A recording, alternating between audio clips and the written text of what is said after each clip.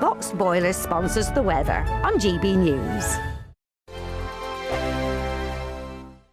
What would you do with £60,000 cash? What would you do with a real gold bar? Well, both have to be won in our Golden Summer celebration. First, there's £60,000 in tax-free cash to bolster your bank account this year. Plus, we'll also give you a fine gold bar worth over £5,000. For a chance to win, text GOLD to 63225. One entry costs £2.50 plus one standard network rate message. Or text BONUS to 63225. 5 entries cost £5 plus one standard network rate message. Go to gbnews.com/win. Entry start at £2.50. Call 0903 686 3232. Calls cost £2.50 plus your network access charge. Or post your name and number to GB22 PO Box 8690 Derby DE1 9TT. UK only. Entrance must be 18 or over. Lines close at 4 p.m. on the 21st of August. This is a network giveaway. Entries will be pulled. Please check the closing time if listening or watching on demand.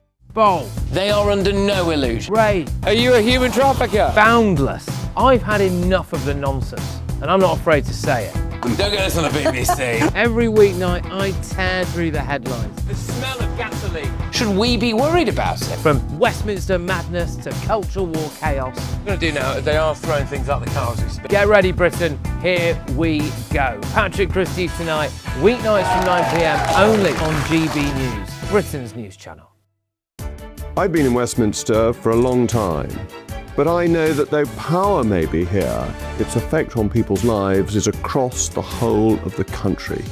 We may be where rules are made, but it's where they're implemented that matters. Join me, Jacob Rees-Mogg, for forthright and frank discussion on where Britain has come from, where it's going, and where it will end up. That's State of the Nation, Monday to Thursday, 8 to 9 o'clock. Vox Populi, Vox Dei. Britain is not just a geographical expression. We are a people bound together by history and culture that are distinctively British. Join me to celebrate our music, theatre, artworks and literature, which we can explore and enjoy together. Everybody's welcome. Sunday with Michael Portillo. Every Sunday at 11 a.m. on GB News, the People's Channel, Britain's news channel. Welcome to Free Speech Nation with me, Josh Howard. This is the show where each week we see what's happening in the world of culture, current affairs and politics. First we'll say, welcome to the UK. Oh, thank you. And we're not afraid to use our free speech so that you can use yours. It's not controversial in the slightest to anyone who hasn't lost their mind. Free Speech Nation, Sunday nights at 7 p.m. Only on GB News, the People's Channel, Britain's news channel.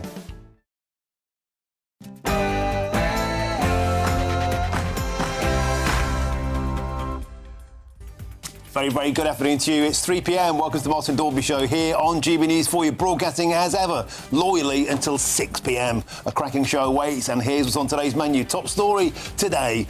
It's a miracle. Homelessness has been ended. £45 off everybody's energy bills. Bus fares capped at £2 nationally. Andy Burnham has been quick to dole out the freebies in his first few days of power. But he's been very slow to answer the question that keeps British taxpayers awake at night, namely, how much of all of this is going to really cost, and more to the point, who on earth will pay for Burnham's bumper giveaways?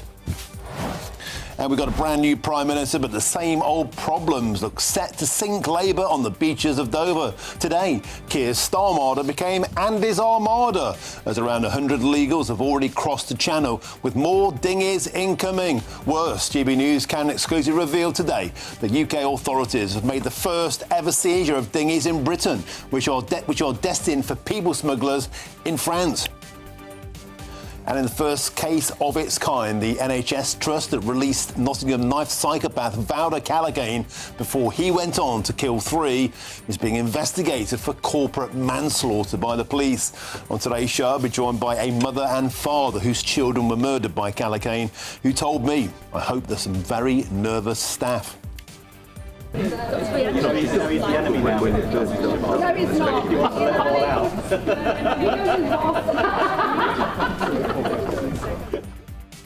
And Andy Burnham was today forced to rebuke his cabinet ministers for joking about Labour letting prisoners out early as anger rages over the possible early release of PC Andrew Harper's killers.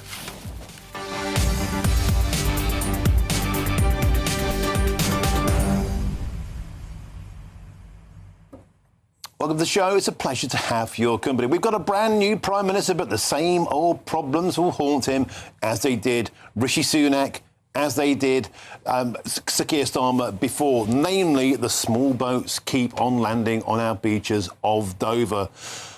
The boats couldn't be stopped, the gangs couldn't be smashed, and now the Star Armada becomes Andy's Armada. Burnham's boats are landing today with more incoming. Mark White has another exclusive for us. Plus, how much is all this giveaway going to cost? And are you surprised to learn that a huge amount of Andy Burnham's cabinet went to Oxford or Cambridge? In fact, they're being called the most elite cabinet in history. Does that matter? Hardly man of the people stuff, is it? And by the way, have you noticed Andy Burnham is from the north? I'm joined by Nigel Nelson today. He's back from his travels. Nothing much has happened, Nigel. It's been a nice couple of quiet weeks. We've got 3 hours of arguing ahead. Get in touch, gbnews.com/your say is the way to do so, or scan the QR code on your screens now. But now it's time for your headlines with the magnificent Katie Bowen.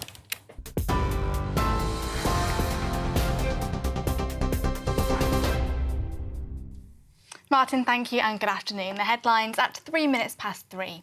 Andy Burnham says he'll review the early prisoner release scheme, which is due to come into force this autumn, following anger that 2 killers of PC Andrew Harper could be freed early. From September, thousands of offenders in England and Wales will be eligible to be released earlier under the Sentencing Act in a bid to create more space in jails. The Prime Minister's comments come as Lizzie Harper, the widow of PC Andrew Harper, said it was deplorable that we have reached a point where releasing prisoners early is even considered acceptable, adding that the British public deserve a justice system they can have faith in. Mr Burnham says the main perpetrator in the killing of PC Harper will not be subject to any early release, but 2 of the other killers may still be let out early. Albert Bowers and Jesse Cole were jailed for 13 years in 2020 for the manslaughter of PC Harper. Elsewhere, the Prime Minister says the £2 single bus fare cap in England will be paid for by reprioritising government funds. The total cost of the scheme is expected to be more than £500 million. Transport Secretary Heidi Alexander said she was 100% sure it was fully funded. Yesterday, Andy Burnham told the first meeting of his cabinet that they will be a cost of living government. In the first 72 hours of his premiership, he's also pledged to invest £340 million on rough sleeping and $850 million to cut energy bills. It's simple, but it saves people money every day. So I think it will really help people with the cost of living pressures they're facing. It's there for the whole of 2027, and I think it will put money in people's pockets. The 3 policies I've announced, ending rough sleeping, the bus cap we're announcing today, and the removal of VAT off electricity bills are all fully funded. And that's the way I will go. And people will say, well, how? I've reprioritised. The public's priority is reducing cost of living pressures. In other news, US President Donald Trump has renewed his threats to attack Iranian infrastructure, saying the US would bomb and destroy one bridge or power plant any time Tehran targets a ship in the Strait of Hormuz. Writing on Truth Social, the president said his plan will come into effect from this point forward, whether Iran uses a missile, rocket, drone or any other device or weapon. Speaking in the last few moments from Joint Base Andrews, President Trump said Iran is being decimated and that they cannot be allowed to have a nuclear weapon. The former CEO of Southern Water has been charged with conspiracy to defraud authorities over allegations that he was involved in a plan to manipulate water quality tests to avoid millions of pounds in penalties. It's alleged that Matthew Wright conspired with his co-defendants to defraud the Environment Agency and Ofwat between 2012 and 2017. In a statement, his lawyer says he denies all wrongdoing and has fully cooperated with the investigation. An Environment Agency spokesman said, "We take our responsibility to protect the environment very seriously and will always pursue and prosecute those alleged to have committed serious offending against the environment." Southampton's head coach, Tonda Eckert, has been charged by the Football Association over the Spygate scandal. The Saints were thrown out of the Championship playoffs by the EFL in May over the incident and docked 4 points for the upcoming season. The club admitted spying on a training session held by playoff opponents Middlesbrough in May and on sessions at Ipswich and Oxford earlier in the season. And a new video has been released of Prince George as he celebrates becoming a teenager. George, who turns 13 today, is seen playing cricket on the beach and enjoying the sun with his brother Prince Louis. The footage has been released by Kensington Palace. Those are your latest GBNews headlines. A quick look at the markets. Taking the ups and downs in our stride. Stilts Home Lifts sponsors the GBNews Finance Report. The pound will buy you $1.34 and 1.17 euros. The price of gold is £3,096 and the FTSE 100's at 10,746 points. GBNews Finance Report, brought to you by Stilts Home Lifts.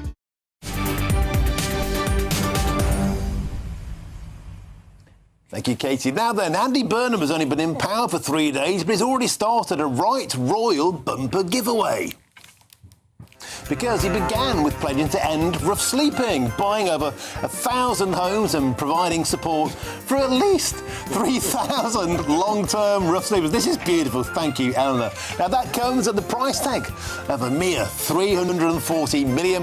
Next on the conveyor belt, the tax cuts on energy bills to help ease the cost of living crisis. 45 quid for every household. Well, that comes to a whopping 850 million quid. And on the last handout, within the last 72 hours today, we came in the £2 cap on bus fares. Well, that's estimated to cost us a further £500 million. That's right, a cool 500 million, £500 million.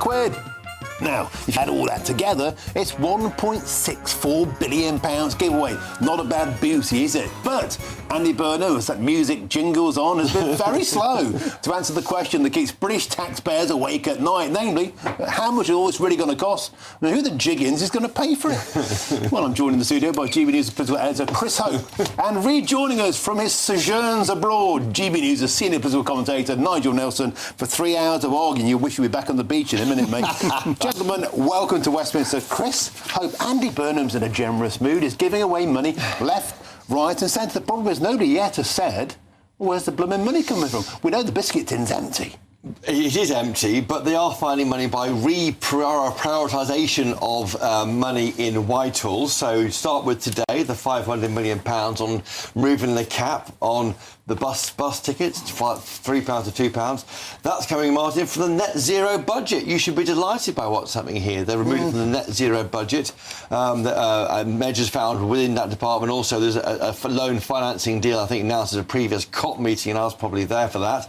That's happening there. We see money coming, VAT off fuel bills. That's also coming from the digital ID scheme. Although the money that was unfunded, as Darren Jones told us yesterday, Martin, before you say it, that money would have been found somewhere in savings. Now it'll be found through other savings. So it's reprioritising the way this government works for people who they want to help, the make you feel test, if you like. The rough sleeping initiative, I'm not clear where the 340 million is coming from there, but they are trying to show where it's coming from and how it'll be spent. They're trying to reprioritise this government from taking away things that are less core to being a cost of living government. That's the idea, but it does open him to the claims that some of this isn't actually fully funded. And today we hear, despite what the PM told us, and I was in that meeting in the Downing Street Garden on Monday afternoon, that he would look at lifting that basic rate, that the threshold of paying income tax from just over 1,250 quid to something higher. They're now walking that back. And that shows the degree of, some would say, flip-flopping we saw when he ran for leader back in the day. Because the point is, if you raise the tax threshold and fewer people pay less tax lower down the poll, great. But that's less receipts to the Exchequer. Needs a shortfall. The money's got to come from somewhere. Are you getting the feeling, Nigel Nelson, that a lot of people feared this would be a high-tax, high-spend socialist government? And that's precisely what's happening. Well, we'll have to see, because give him a chance. He's only been here for less than a week. I mean, when it comes down to the big ticket items, yeah, I think there is a real problem that you're looking for £9 billion to spend on defence if you're going to reach our 3% target of national wealth by 2030. Chris just mentioned the personal allowance, which they seem to have actually realised would cost far too much. If the personal allowance had not been frozen, people would be entitled to over £16,000 tax-free now. Now, if you were trying to pay for that, that would cost you about £30 billion.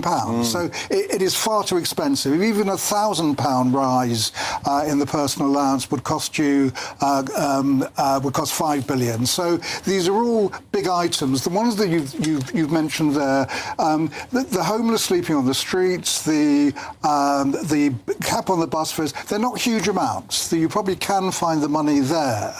It's the big items that he's talked about previously which are going to be the problem.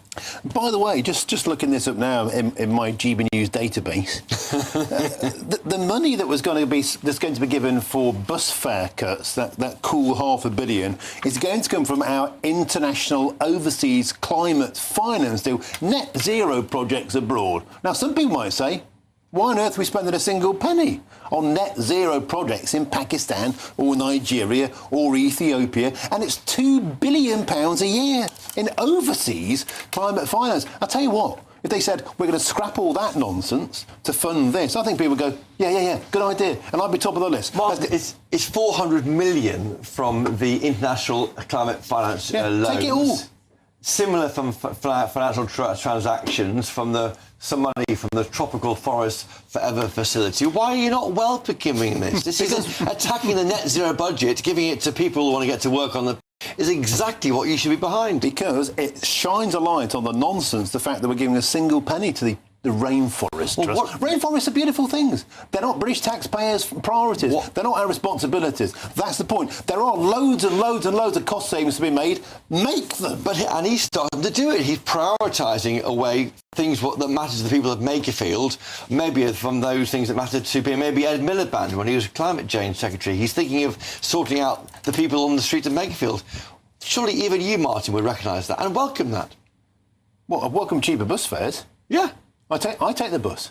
Yeah, I do take the bus. They're packed. They're horrible. They smell.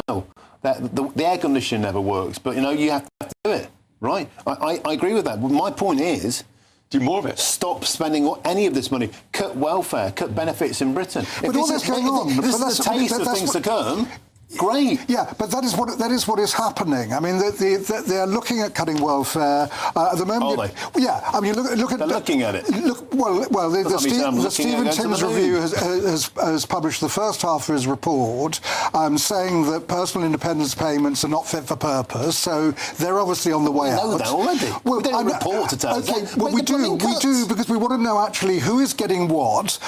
Give it to people who actually need it, and take it away from those who don't. So we're looking at saving about £20 billion eventually. Well, I've got two guests to squeeze in here, but get to them. Let's get to the Research Director of the Taxpayers Alliance, Darwin Friend. Darwin, welcome to the show. Always a pleasure to have your company. You've been listening to us bang on here. Presumably, you would agree that all these cost savings, all these giveaways are great.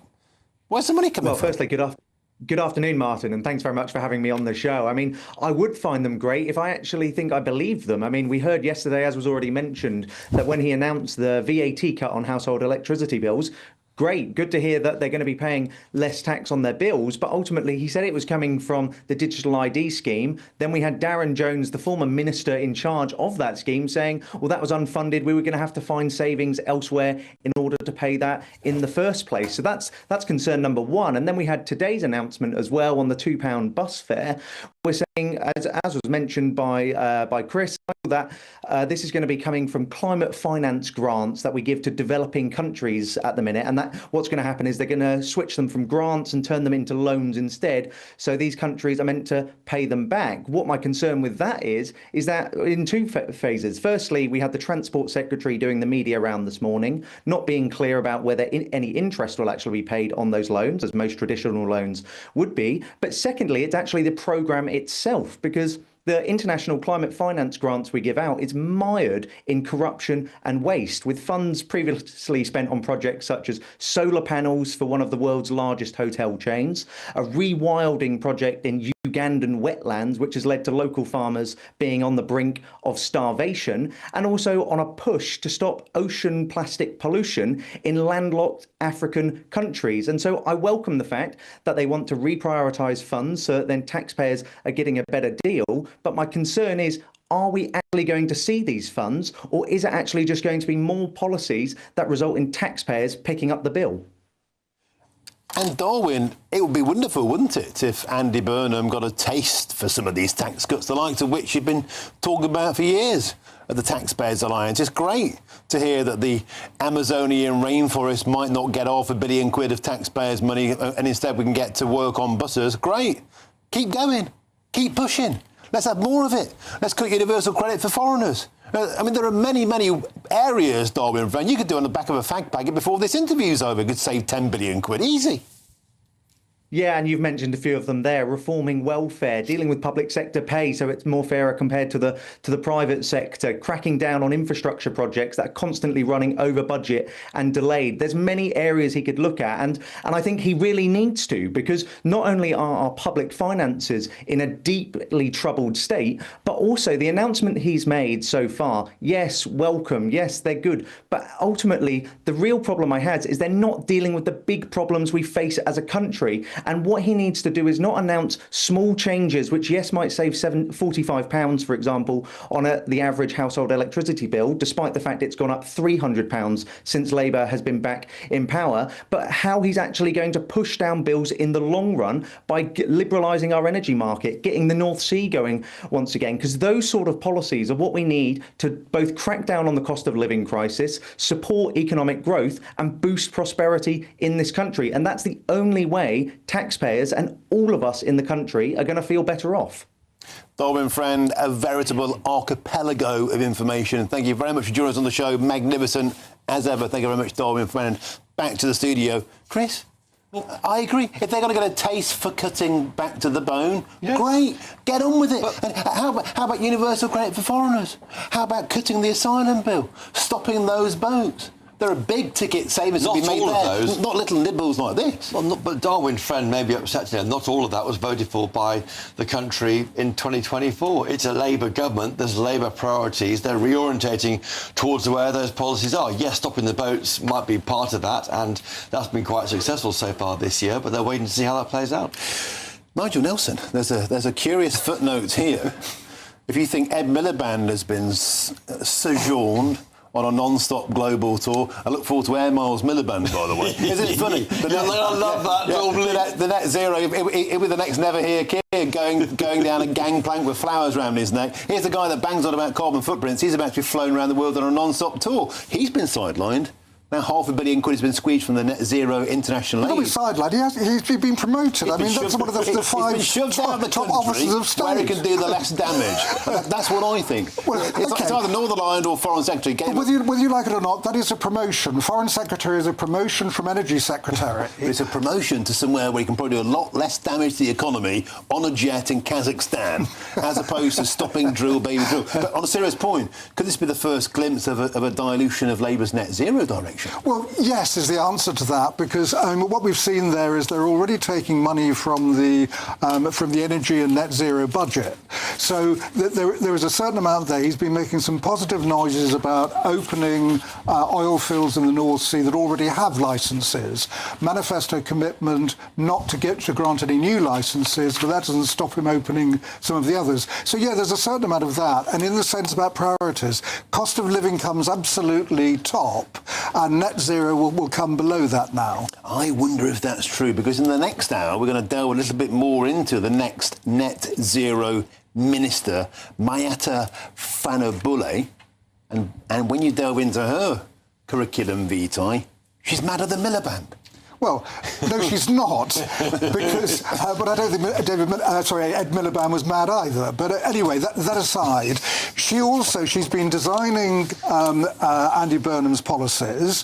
One of the things that she says is that cost of living is the top priority, and that will come before net zero, which means she's going to be a lot more realistic about net zero than she has been in the past. Oh, really? Well, in November 2021, she called on the then Tory government to spend £30 billion a year on net zero. She demanded, look, this is going to have to wait till 4 o'clock. It's the cost of living government. The PM told them that at their meeting on Tuesday. Everything has changed since 2021. Well, it's all change on the buses, as they say. £2, you get change from a £5. Look, I'll tell you what, if we are seeing realistic cuts that help working people, bring it on.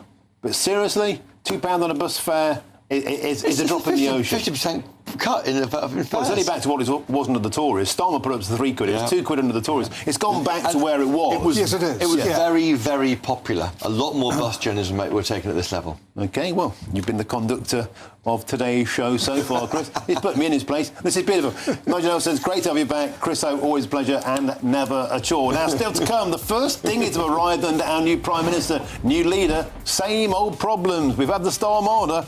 Now brace yourself for Burnham's boats. Will Labour ever stop them? Here comes Andy's Armada. That's next on GB News, Britain's #1 news channel.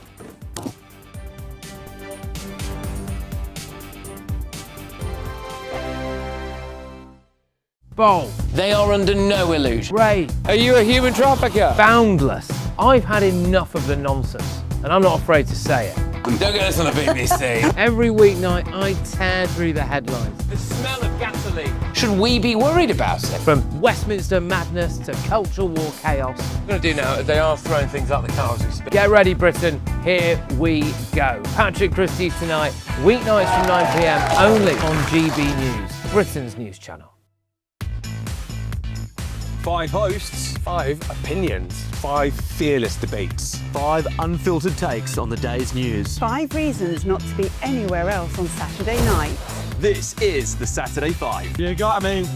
You got me good there. Britain's biggest Saturday night TV show. It's not a bad brand. Yeah. Uncensored. Very, very racy tonight on the unpredictable. What did she say? Can you translate it for us? And always entertaining. And how can a country go from being led by William Wallace Saturday nights from 6 p.m. only on GB News. The People's Channel. Britain's news channel. You're going to want to stay tuned, trust me. I've been in Westminster for a long time, but I know that though power may be here, its effect on people's lives is across the whole of the country. We may be where rules are made, but it's where they're implemented that matters. Join me, Jacob Rees-Mogg, for forthright and frank discussion on where Britain has come from, where it's going, and where it will end up. That's State of the Nation, Monday to Thursday, 8 to 9 o'clock. Vox Populi, Vox Dei. Welcome to Free Speech Nation with me, Josh Howard. This is the show where each week we see what's happening in the world of culture, current affairs and politics. First we'll say, welcome to the UK. Oh, thank you. And we're not afraid to use our free speech so that you can use yours. It's not controversial in the slightest to anyone who hasn't lost their mind. Free Speech Nation, Sunday nights at 7 p.m. Only on GB News, the People's Channel, Britain's news channel. Here at GB News, we made a promise to tell your stories. And on the 6th of August, we're marking 5 years of doing exactly that. Celebrate with us by having your say. Join in the debates live on TV and radio. And meeting your favourite presenters across the country, from Leeds to Aberdeen, from Belfast to Barry Island. Plus, join me in Essex for our biggest live show of the year. Scan the QR code or visit gbnews.com/celebrate. Terms and conditions apply. As soon as it hits 11 and the headlines come in, The Late Edition brings you the breaking news from all the front pages. because the news is going to happen. So get a head start today. Patrick Christie's tonight, Late Edition. Alex Armstrong tonight, Late Edition. From 11 o'clock every night. Only on GB News, the People's Channel, Britain's news channel.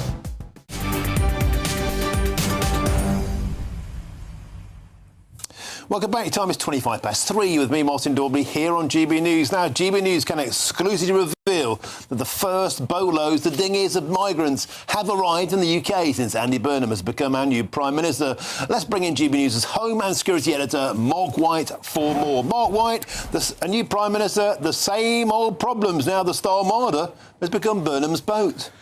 Yeah, it was inevitable that we would be, of course, seeing small boat migrants crossing the English Channel under Andy Burnham's premiership. And here we are, just a few days into the start of his time in charge of the country. And he is now going to have to grapple with ending the illegal trade in migrants across the English Channel.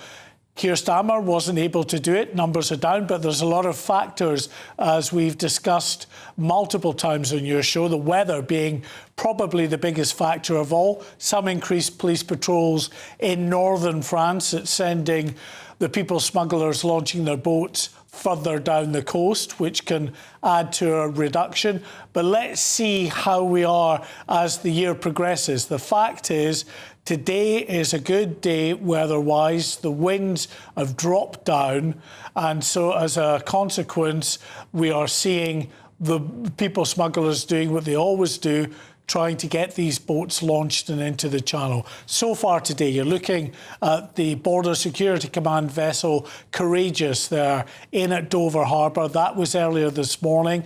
The Border Force vessel Volunteer, even earlier than that, about 3 a.m. this morning, came in with another boatload. It's about 100 in so far.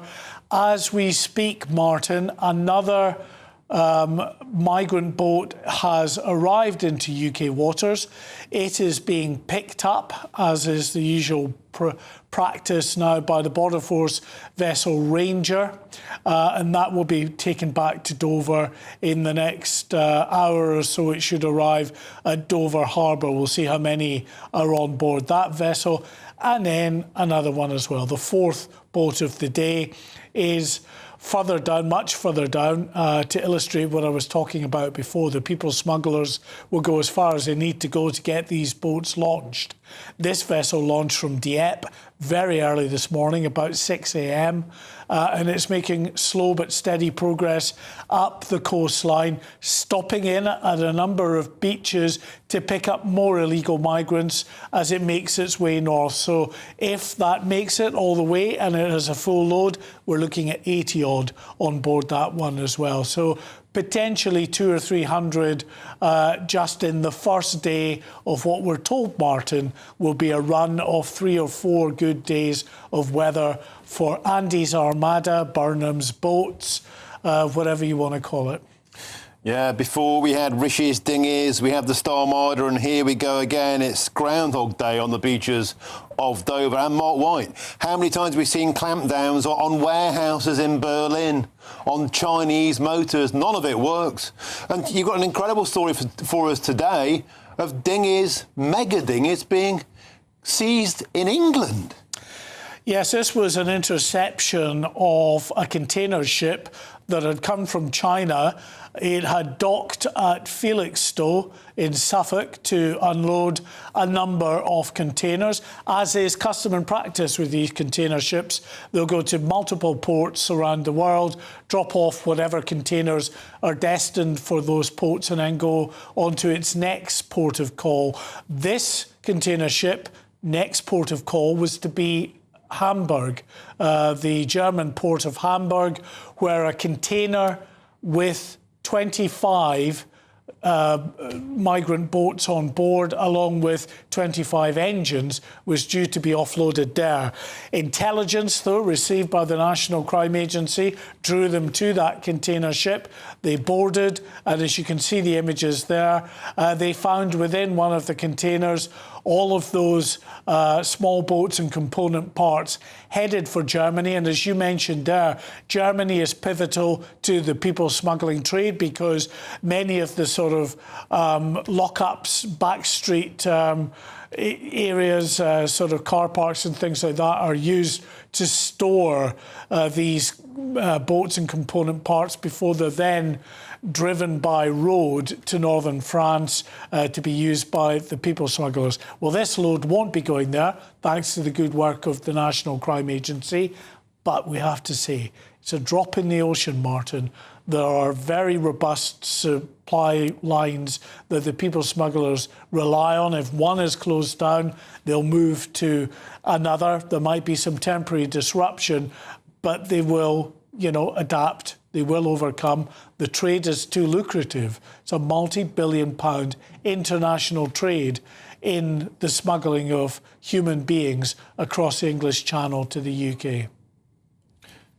Mark, it just goes to show, and by the way, hats off to the boys and girls at the National Crime Agency. It is a significant victory, but as you say, perhaps a token victory, because when you see the brazen nature of dinghies being imported into almost the destination nation, Britain, before going on to Germany, Mark White, it shows you this evil kind of octopus of crime that spans the globe, and if you incept one leg, there are 7 more continually chasing shadows, billions of pounds, and no matter what they do, Mark White, we have a same old familiar problem. This is worth so much money until there's a proper deterrent. These boats are never going to stop. No, that's absolutely right, Martin. And I think it shows as well just another sort of stage in the sort of professionalisation, for want of a better word, of these smuggling gangs, just how sophisticated they have got. Because the boats from China that are locked up in the backstreet factories in China for a long period of time, and I'm sure it's absolutely still happening, were transferred through road and rail from China down through into Turkey and then shipped through Turkey into Europe. Well, now, of course, what you're seeing with actually going to the expense of hiring a container on a container ship, they're putting them through that way, and perhaps looking upon that as a weak point in the defences of the authorities in the UK and in Europe. And clearly, this case, it's not worked. Intelligence has been provided that's drawn the authorities to it. But again, it shows you the sophistication of this multi-billion-pound industry. Mark White, another sensational exclusive, chilling. Thank you very much for sharing it with us today on the show. Thank you, Mark. Nigel Nelson, quickly back to you. To be fair to Andy Burnham, he's only had his clogs under the table for 5 minutes, but the same old problems will be in his intro. The people smugglers have got no intention of stopping. He'd better step up his game. Sharpish. Well, the game has been stepped up. There is an absolutely classic example of what the National Crime Agency has been doing. Their arrest rate was 55% up last year. They've got these 25 boats. That means 2,000 migrants who'd have filled those boats won't be able to. So there is a success. You're not going to stop it, but what you are going to do is stop the numbers. That is why the numbers have gone down 40% since last year, as far as we've got this year.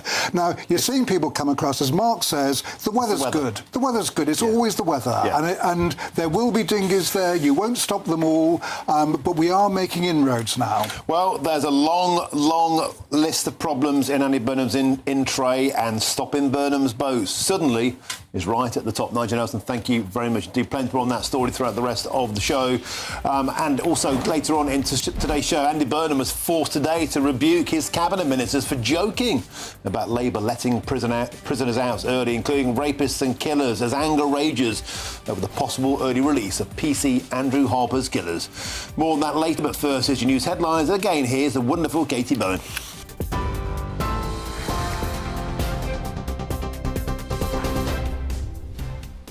Good afternoon. The headlines at 3:34. Prime Minister Andy Burnham says the main perpetrator in the killing of PC Andrew Harper will not be subject to any early release. He says he'll review the prisoner release policy due to come into force this autumn following anger that 2 killers of PC Andrew Harper could be freed early. Elsewhere, the former CEO of Southern Water has been charged with conspiracy to defraud authorities over allegations that he was involved in a plan to manipulate water quality tests to avoid millions of pounds in penalties. It's alleged that Matthew Wright conspired with his co-defendants to defraud the Environment Agency and Ofwat between 2012 and 2017. He denies all wrongdoing. Most single bus fares in England will be capped at £2 from January the 1st next year, Prime Minister Andy Burnham has announced. It says Mr Burnham has urged ministers to take a hard look at their budgets amid growing concerns over his spending pledges. And a new video has been released of Prince George as he celebrates becoming a teenager. George, who turns 13 today, is seen playing cricket on the beach and enjoying the sun with his brother, Prince Louis. Those are your latest GB News headlines. More from me at 4 o'clock. Tune in to GB News Radio wherever you are. Online, on DAB digital radio, on TuneIn, on Radio Player, on Nation Player and on your smart speaker. Just say, play GB News.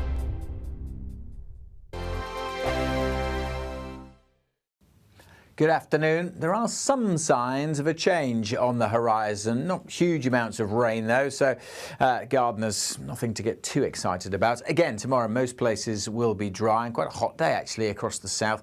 Could get close to 30 Celsius again. High pressure is dominating, but weather fronts just trying to topple around the top, and that will be the start of the change that we see. We've already seen quite a bit of cloud over northern Scotland today. Some outbreaks of rain and drizzle continuing here for much of the night. The odd shower getting into the north of Northern Ireland, and perhaps 1 or 2 showers over northern and eastern England through the evening and overnight as well. But most places just staying dry. A mixture of cloud and clear spells. Where we've got clear spells, temperatures will dip down into single figures in the countryside, but most towns and cities holding up with quite a warm night, actually. Could be a bit misty first thing in the morning, but any mist across the south should clear away. Could be a bit murky around the coasts in the northwest. Certainly rain and drizzle likely over the highlands coming and going through the morning here, and it might be a little bit damp and drizzly in parts of Northern Ireland too. The odd shower possible down the eastern side of England, but it will just be the odd light shower. Most of England and Wales dry, and certainly much of Wales, central and southern England will see plenty of sunshine again during Thursday. The breeze always coming in and around the north could generate a few light showers over eastern England, but again, not much for farmers and gardeners to get excited about. Most places won't see these light showers, many areas just staying dry, and even the rain and drizzle tending to ease off across northwest Scotland. So many areas seeing lots of afternoon sunshine, lifting the temperatures. 23 degrees in eastern Scotland, 24 down the east coast of England. In the south, 28, 29. Perhaps even 1 or 2 places a degree or so higher than that. Through Thursday night, not a great deal of change. A balmy summer's evening across the south, but weather fronts will try and make some progress in. So particularly as we go into the weekend, we will see some cloud and rain, and it will also turn a bit cooler. Thank you, Britain, for the thousands of you who are becoming friends of GB News every week. You're not only watching and listening to our programmes, you're becoming part of them too.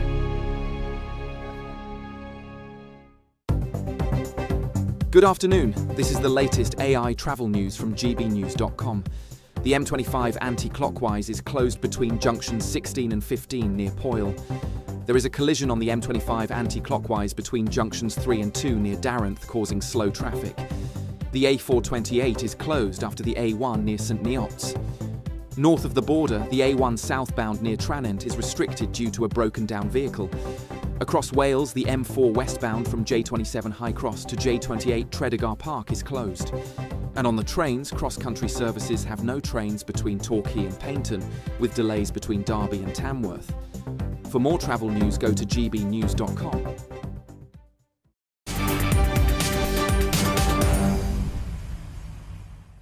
Welcome back. Time's 3:39. You're with me, Martin Daubney, here on GB News. Now, Andy Burnham has said that he will review an early prisoner release policy after a huge outpouring of anger that 2 killers of PC Andrew Harper could be freed early. Albert Bowers and Jesse Cole, who were jailed for the manslaughter of PC Andrew Harper, are eligible now for release after serving just half of their original sentences. Now, as thousands of rapists and paedophiles and killers are also set for release, talk about bad time, because yesterday Wes Streeting and Shabana Mahmood were caught joking about the scheme, though they have since, of course, apologised. No, he's the enemy now. No, he's not.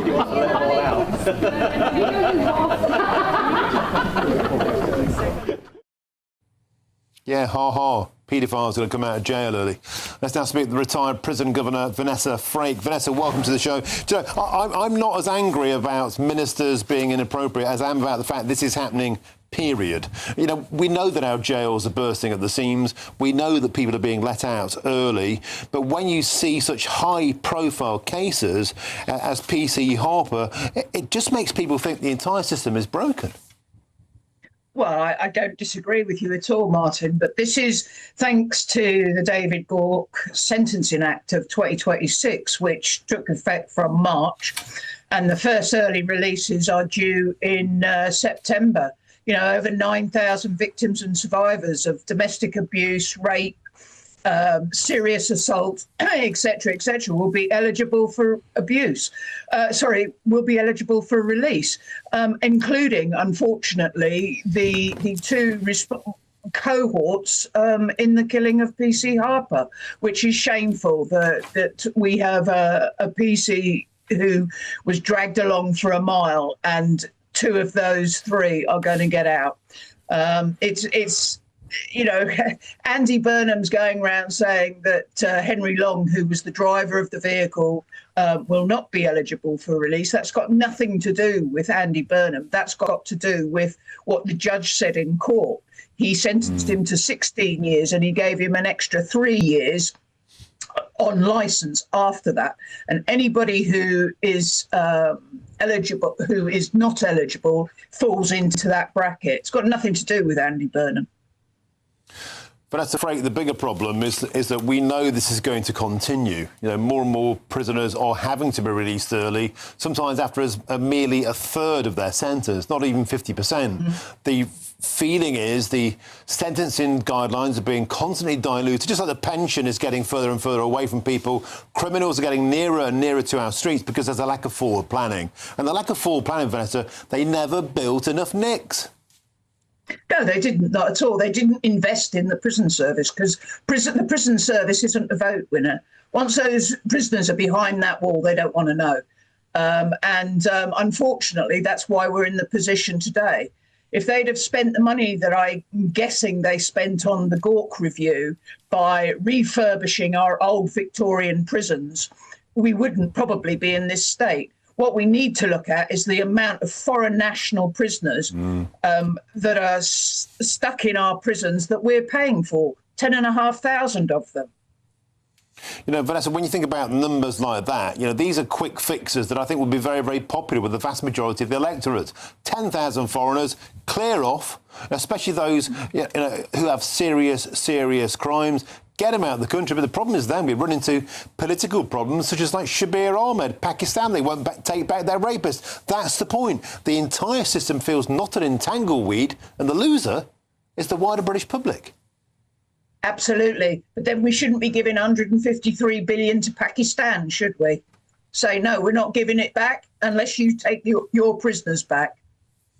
You know, Vanessa Frake, I think you speak a huge amount of common sense there. Thank you for joining us on the show. Always a pleasure to have your company. Retired Prison Governor Vanessa Frake. Quickly, Nigel Nelson, another problem in the new Prime Minister's in-tray, and the same old problems. People are feeling scared that violent criminals are being released early. It's not on. Yeah, and I think Vanessa's absolutely right. Things should have been done about this a long time ago. That the prison population doubled between 1992 and 2012. It's roughly the same as it was now then. We do not have the spaces to actually put them in. Labour have been building 5,000 new places. They are being completed at the moment. There's a target of 13,000 by 2031. But the real problem is what we've been doing is we've been putting more people into prison. I mean, we've been putting them into prison for longer. But deport the foreigners. Well, there you go. I mean, 10,000. Fine. Clear off. Deport the foreigners, no problem. We exactly want to. That's exactly what every minister wants to do. Get rid of the foreigners. No, problem comes around when you try and deport them if the country won't take them. You're not telling me this Labour government wants to get hardline deporting of foreign criminals. Yes, they do. Half them be themselves on the planes to stop yes, it. they do. And the issue is trying to get a deal with a country to take back their prisoners. We've got 110 deals out there, so prisoners are going back. Record number went back last year. The problem is what's going to is making sure every country will do that. I think you'll find that people like Shabana Mahmood and Keir Starmer signed letters against the deportation of Jamaicans. More of that later on. Still to come, the NHS Trust that released the Nottingham knife psychopath Vowler Callaghan before he went on to kill 3 beautiful people. is being investigated for corporate manslaughter by the police. The formidable Emma Webber, mother of Barnaby, joins me next here on GB News.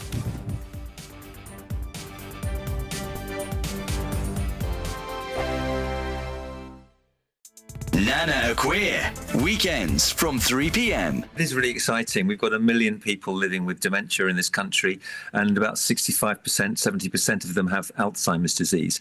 This is a condition where a protein called amyloid beta builds up in plaques within the brain and interferes with the connection of nerve cells.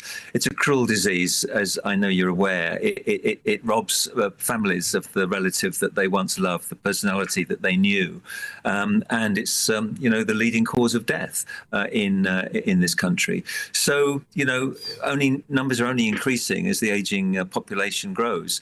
But here we have in phase 3 clinical trials, which is the last stage of trials before a regulatory body approves it for use, which appears to clear some of these plaques within a few weeks. Now, that's really exciting. GB News, the People's Channel.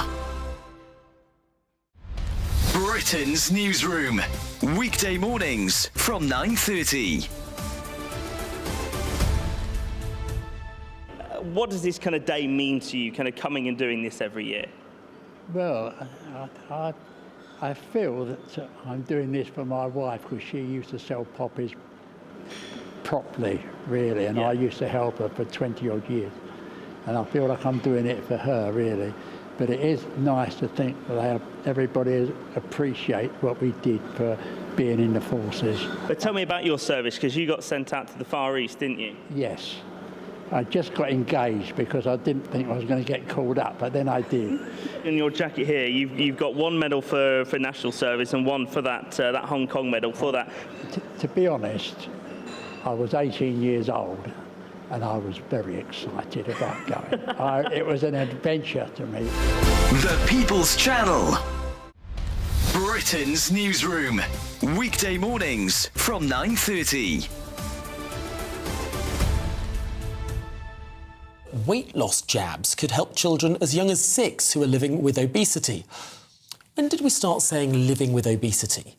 Can we not say obese children? Is that not politically correct? Well, delighted to be joined now by Sarah LeBrock, Director of All About Obesity. Sarah, I think a lot of people will feel slightly uneasy about children getting on these jabs, simply because we sort of expect, I don't know, diets to be managed by parents. Yeah, I can totally understand why people would think that. But the point we're not talking about just overweight children here. We're talking about children living with obesity. And interestingly, you say, why do we say living with obesity? It's because they're living with a chronic condition. GB News, the People's Channel.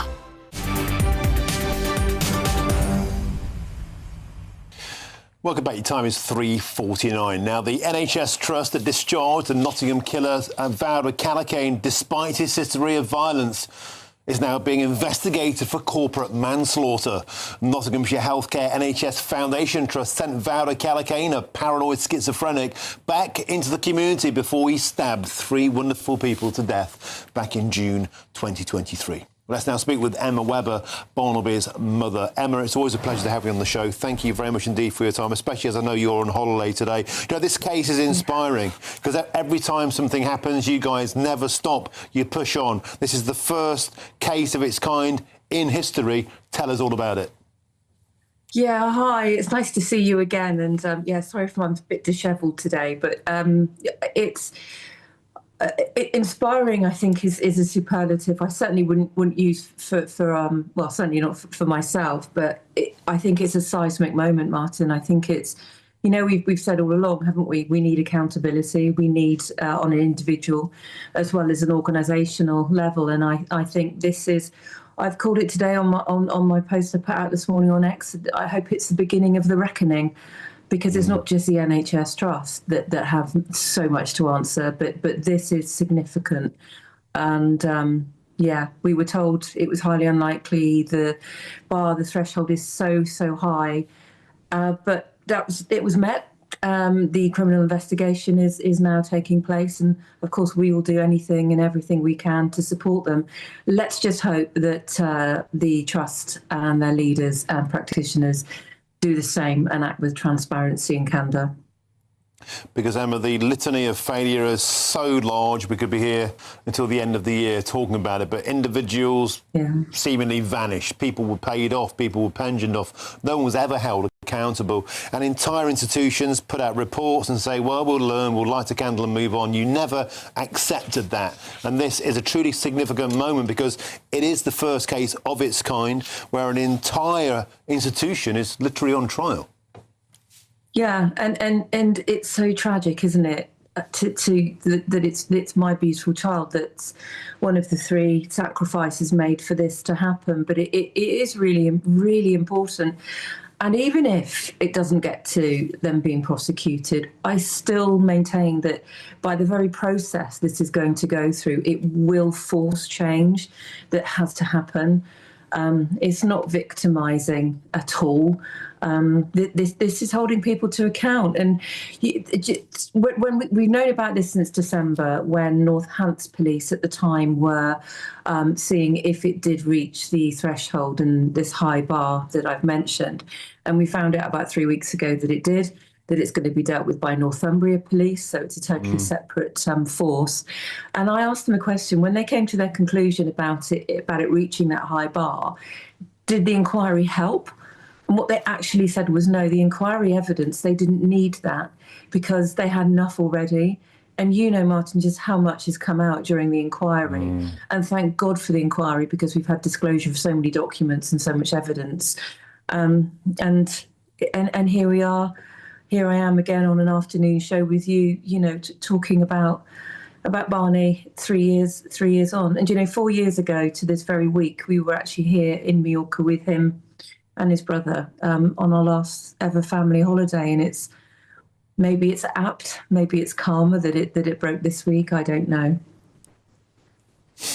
Well, I think it must be. Must be a sign. So. Yeah, I hope so. I hope so because this isn't unique. This isn't a one-off. This isn't one rogue trust. This isn't one rogue murderer. This is across all of our trusts. This is across our public sectors.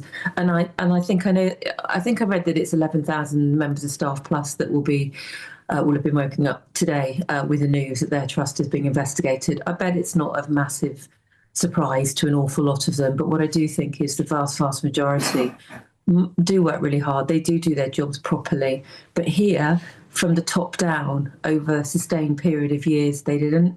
And the way they behaved and performed at the inquiry shows the type of people that had they done their jobs properly would have made the difference. And I genuinely believe Barney would still be here. Emma Webber, thank you for joining us today. Appreciate your time as ever.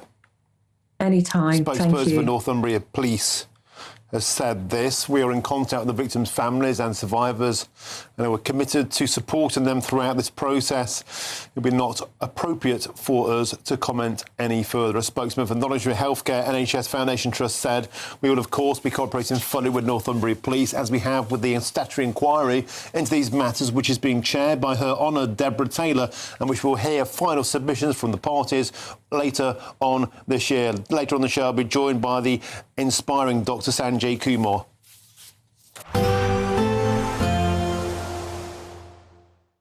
Expect warm spells with the odd rude interruption.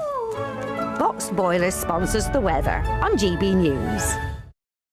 Good afternoon. There are some signs of a change on the horizon. Not huge amounts of rain, though, so gardeners, nothing to get too excited about. Again, tomorrow most places will be dry and quite a hot day, actually, across the south. Could get close to 30 Celsius again. High pressure is dominating, but weather front's just trying to topple around the top, and that will be the start of the change that we see. We've already seen quite a bit of cloud over northern Scotland today. Some outbreaks of rain and drizzle continuing here for much of the night. The odd shower getting into the north of Northern Ireland, and perhaps 1 or 2 showers over northern and eastern England through the evening and overnight as well. But most places just staying dry, a mixture of cloud and clear spells.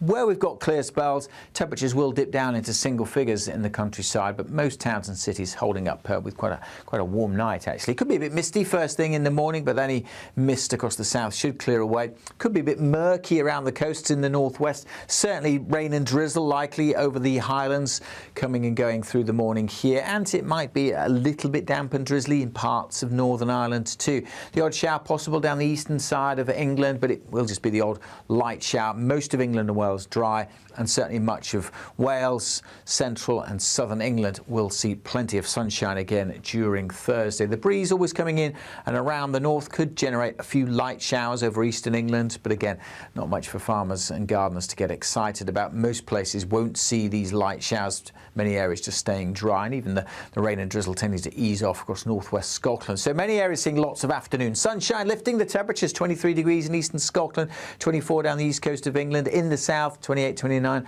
perhaps even 1 or 2 places a degree or so higher than that. Through Thursday nights, not a great deal of change. A balmy summer's evening across the south, but weather fronts will try and make some progress in, so particularly as we go into the weekend, we will see some cloud and rain, and it will also turn a bit cooler. Expect warm spells with the odd rude interruption. Boxed Boilers sponsors the weather on GB News.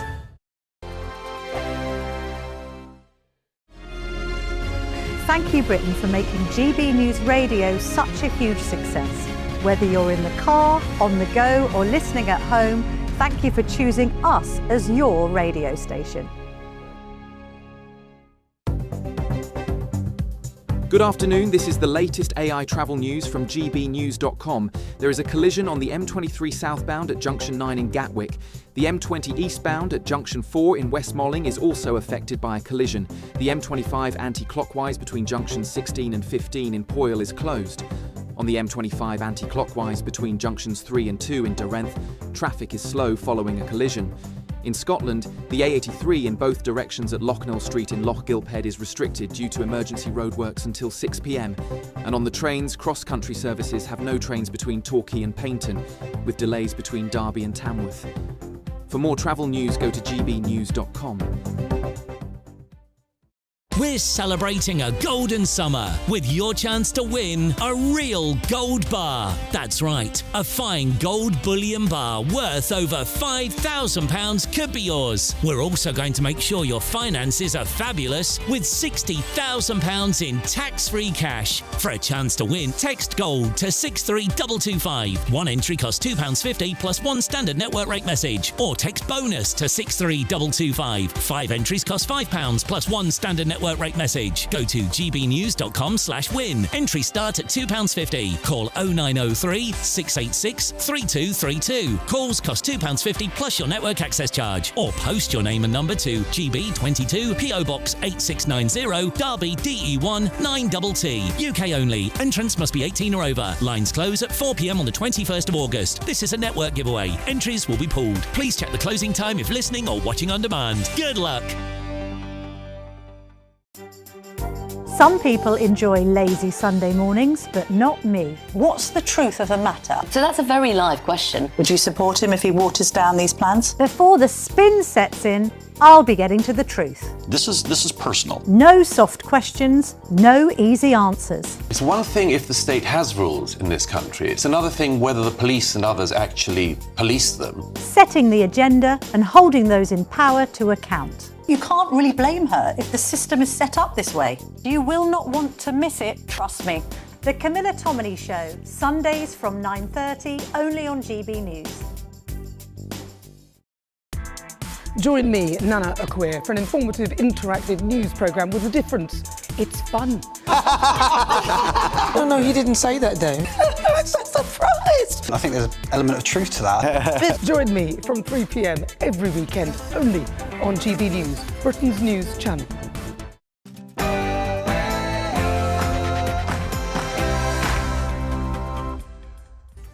Very, very good afternoon to you. It's 4 p.m. Welcome to the Martin Daubney Show here on GB News, broadcasting for you as ever until 6 p.m. A cracking show awaits. Here's what's on today's menu. Homelessness has been ended. £45 off everybody's energy bills. Bus fares capped at £2 nationally. Yes, Andy Burnham has been quick to dole out the freebies in his first few days of power. But he's been very slow to answer the question, the burning question, that keeps British taxpayers awake at night. How much is all of this going to cost? More to the point, who on earth will pay for Andy Burnham's bumper bonanza giveaways? And breaking news, a mega dinghy is incoming. Mark White will have more on that exclusive in a few moments' time, because we've got a brand new Prime Minister, but the same old problems look set to sink Labour on the beaches of Dover. Today, Keir's Star Marder became Andy's Armada, as more than 100 illegal immigrants have already crossed the channel, with more dinghies, as we said, incoming and worse. GB News can exclusively reveal today that UK authorities have made their first ever seizure of dinghies in Britain. Dinghies that are destined for people smugglers in France to bring them back to our beaches. The small boats invasion once again is underway. And in the first case of its kind, the NHS Trust that released Nottingham knife psychopath Vara Callaghan before he went on to kill 3 beautiful people is being investigated for corporate manslaughter by the police. On today's show, I'll be joined by the father of Grace O'Malley Kumar there, whose child was murdered by Callaghan, who will tell me, I hope, there's some very nervous staff at this trust.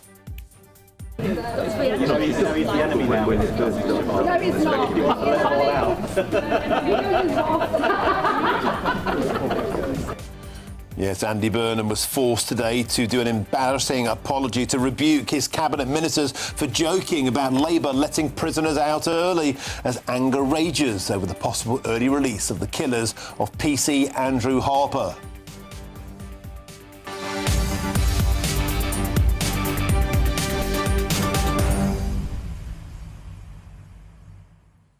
Welcome to the show. It's a pleasure to have your company. A mega dinghy is en route. Exclusive pictures from Mark White. You will not believe your eyes. The Star Marder has now become Andy's Armada. The boats never stop.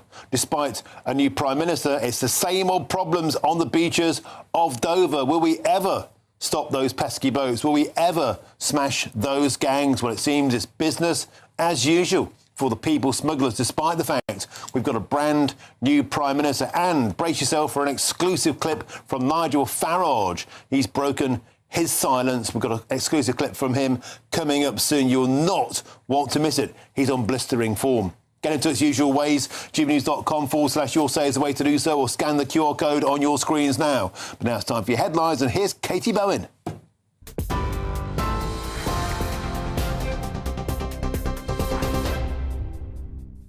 Martin, thank you and good afternoon. The headlines at 4:03. The widow of police officer Andrew Harper has said it is deplorable that 2 of his killers are being considered for early release. Earlier, Andy Burnham said the main perpetrator in the killing of PC Harper will not be subject to any early release, but 2 of the other killers, Albert Bowers and Jesse Cole, may still be let out early after being jailed for 13 years for his manslaughter. The Prime Minister said he'll review the early prisoner release scheme, which is due to come into force this autumn. From September, thousands of offenders in England and Wales will be eligible to be released earlier under the Sentencing Act in a bid to create more space in jails. Lissy Harper, PC Harper's widow, said that politicians are making decisions from behind a desk that will have real and lasting consequences for victims' families like mine, adding that the British public deserve a justice system they can have faith in. Elsewhere, the Prime Minister says the £2 single bus fare cap in England will be paid for by reprioritising government funds. The total cost of the scheme is expected to be more than £500 million. Transport Secretary Heidi Alexander said that she was 100% sure it was fully funded. Yesterday, Andy Burnham told his first meeting of his cabinet that they will be a cost-of-living government. In the first 72 hours of his premiership, he's also pledged to invest £340 million on rough sleeping and £850 million to cut energy bills. It's simple, but it saves people money every day. So I think it will really help people with the cost of living pressures they're facing. It's there for the whole of 2027, and I think it will put money in people's pockets. The three policies I've announced, ending rough sleeping, the bus cap we're announcing today, and the removal of VAT off electricity bills are all fully funded. And that's the way I will go, and people will say, well, how? I've reprioritised. The public's priority is reducing cost of living pressures. In other news, US President Donald Trump has renewed his threats to attack Iranian infrastructure, saying the US would bomb and destroy one bridge or power plant any time Tehran targets a ship in the Strait of Hormuz. Writing on Truth Social, the president said his plan will come into effect from this point forward, whether Iran uses a missile, rocket, drone or any other device or weapon. Speaking a short while ago from Joint Base Andrews, President Trump said Iran is being decimated and that they cannot be allowed to have a nuclear weapon.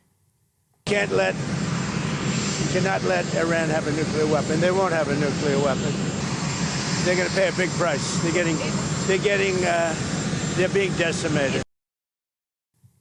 The former CEO of Southern Water has been charged with conspiracy to defraud authorities over allegations that he was involved in a plan to manipulate water quality tests to avoid millions of pounds in penalties. It's alleged that Matthew Wright conspired with his co-defendants to defraud the Environment Agency and Ofwat between 2012 and 2017. In a statement, his lawyers say he denies all wrongdoing and has fully cooperated with the investigation. An Environment Agency spokesman said, "We take our responsibility to protect the environment very seriously and will always pursue and prosecute those alleged to have committed serious offending against the environment." Southampton's head coach, Tonda Eckert, has been charged by the Football Association over the Spygate scandal. The Saints were thrown out of the Championship playoffs by the EFL in May over the incident and docked 4 points for the upcoming season. The club admitted spying on a training session held by playoff opponents Middlesbrough in May and on sessions at Ipswich and Oxford earlier in the season. And a new video has been released of Prince George as he celebrates becoming a teenager. George, who turns 13 today, is seen playing cricket on the beach and enjoying the sun with his brother Prince Louis. The footage has been released by Kensington Palace.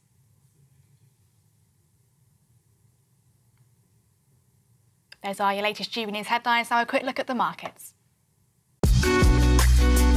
Taking the ups and downs in our stride. Stilts Home Lifts sponsors the GB News Finance Report. The pound will buy you $1.34 and 1.17 euros. The price of gold is £3,096 per ounce and the FTSE 100's at 10,746 points. GB News Finance Report, brought to you by Stilts Home Lifts. Thank you, Katie. Breaking news for you now, and it's this. A mega dinghy has reached UK waters, and that's as the first boatload of migrants have arrived in Britain since Andy Burnham has become Prime Minister. Let's bring in now our Home and Security Editor, Mark White, who's breaking this exclusive story for us. Here we go, Mark White. Rishi's dinghies, the Star Armada, now Burnham's boats, and now a mega dinghy, I understand, in British waters, Mark White. Yes, it's arrived in British waters. The occupants have been picked up. The boat, as we speak, the Border Force vessel, is heading to Dover with those picked up. But we want to show you this video now. Absolutely incredible images that were taken off the French coast at Equine Plage, which is just south of Boulogne. Now, you look there, you're looking at a mother and at least a couple of toddlers there, and she's being pushed back by the authorities. She's trying to get on that boat there, that mega dinghy that's absolutely packed to the gunnels. Look at those other migrants in the water as well, wading out. These are French rescue services plucking people from the water that have got into difficulty and taking them back to the shore. There you see the mega dinghy, as I say, very packed out. We understand that French rescue services had to intervene a couple of times to rescue migrants from the water and from the dinghy because there was just too many on board. You can see that operation, that rescue operation underway out in the sea. French police rushing there with their beach buggies to do what they can, but effectively they can do very little because of the more than 100 migrants that were trying to clamber on board that vessel. That's it now, out on the horizon. That's back to that point there. Unbelievable images of a mother. I think, I don't know about you, well, I know what you'll think. This is completely reckless. How a mother could be trying to wade into that water to put her toddlers on board a boat that is so packed out and in such dangerous conditions where all around her people are being plucked and rescued and brought back on shore by those French rigid inflatable craft. These are the most extraordinary images. They show just how reckless not only the people smugglers are, but also the migrants who seek out these people smugglers, who pay them thousands of pounds to embark on this very dangerous journey across the Channel. And this just shows you, whatever they may say about figures being down, this trade continues. It continues with more and more people being packed on, fewer boats. Perhaps, because they're having to launch further down the coastline, they're not pushing out as many boats. But when they push them out, Martin, they are packed to the gunwales. Mark White, incredible footage. And look at that dinghy. It's gigantic. It's grotesque. It's piled with men. And I'll tell you what, Mark White, you asked the question, what kind of mother would try and get their toddlers on a boat like that? Somebody who has no regard for the safety of their children's lives is what I would say, because we know, Mark White, how many times have you and I had the terrible misfortune of having to report on women, children being trampled to death on these boats, potentially killed, thrown overboard, no place for children. But Mark White, look at them queuing up to get in. And you know as well as I do, Mark White, when this mega dinghy goes off, as it has, it's already on its way to Hotel Britannia, into Andy Burnham's Britain, another dinghy will come along and scoop up all these people. Mark White, is simply a non-stop conveyor belt.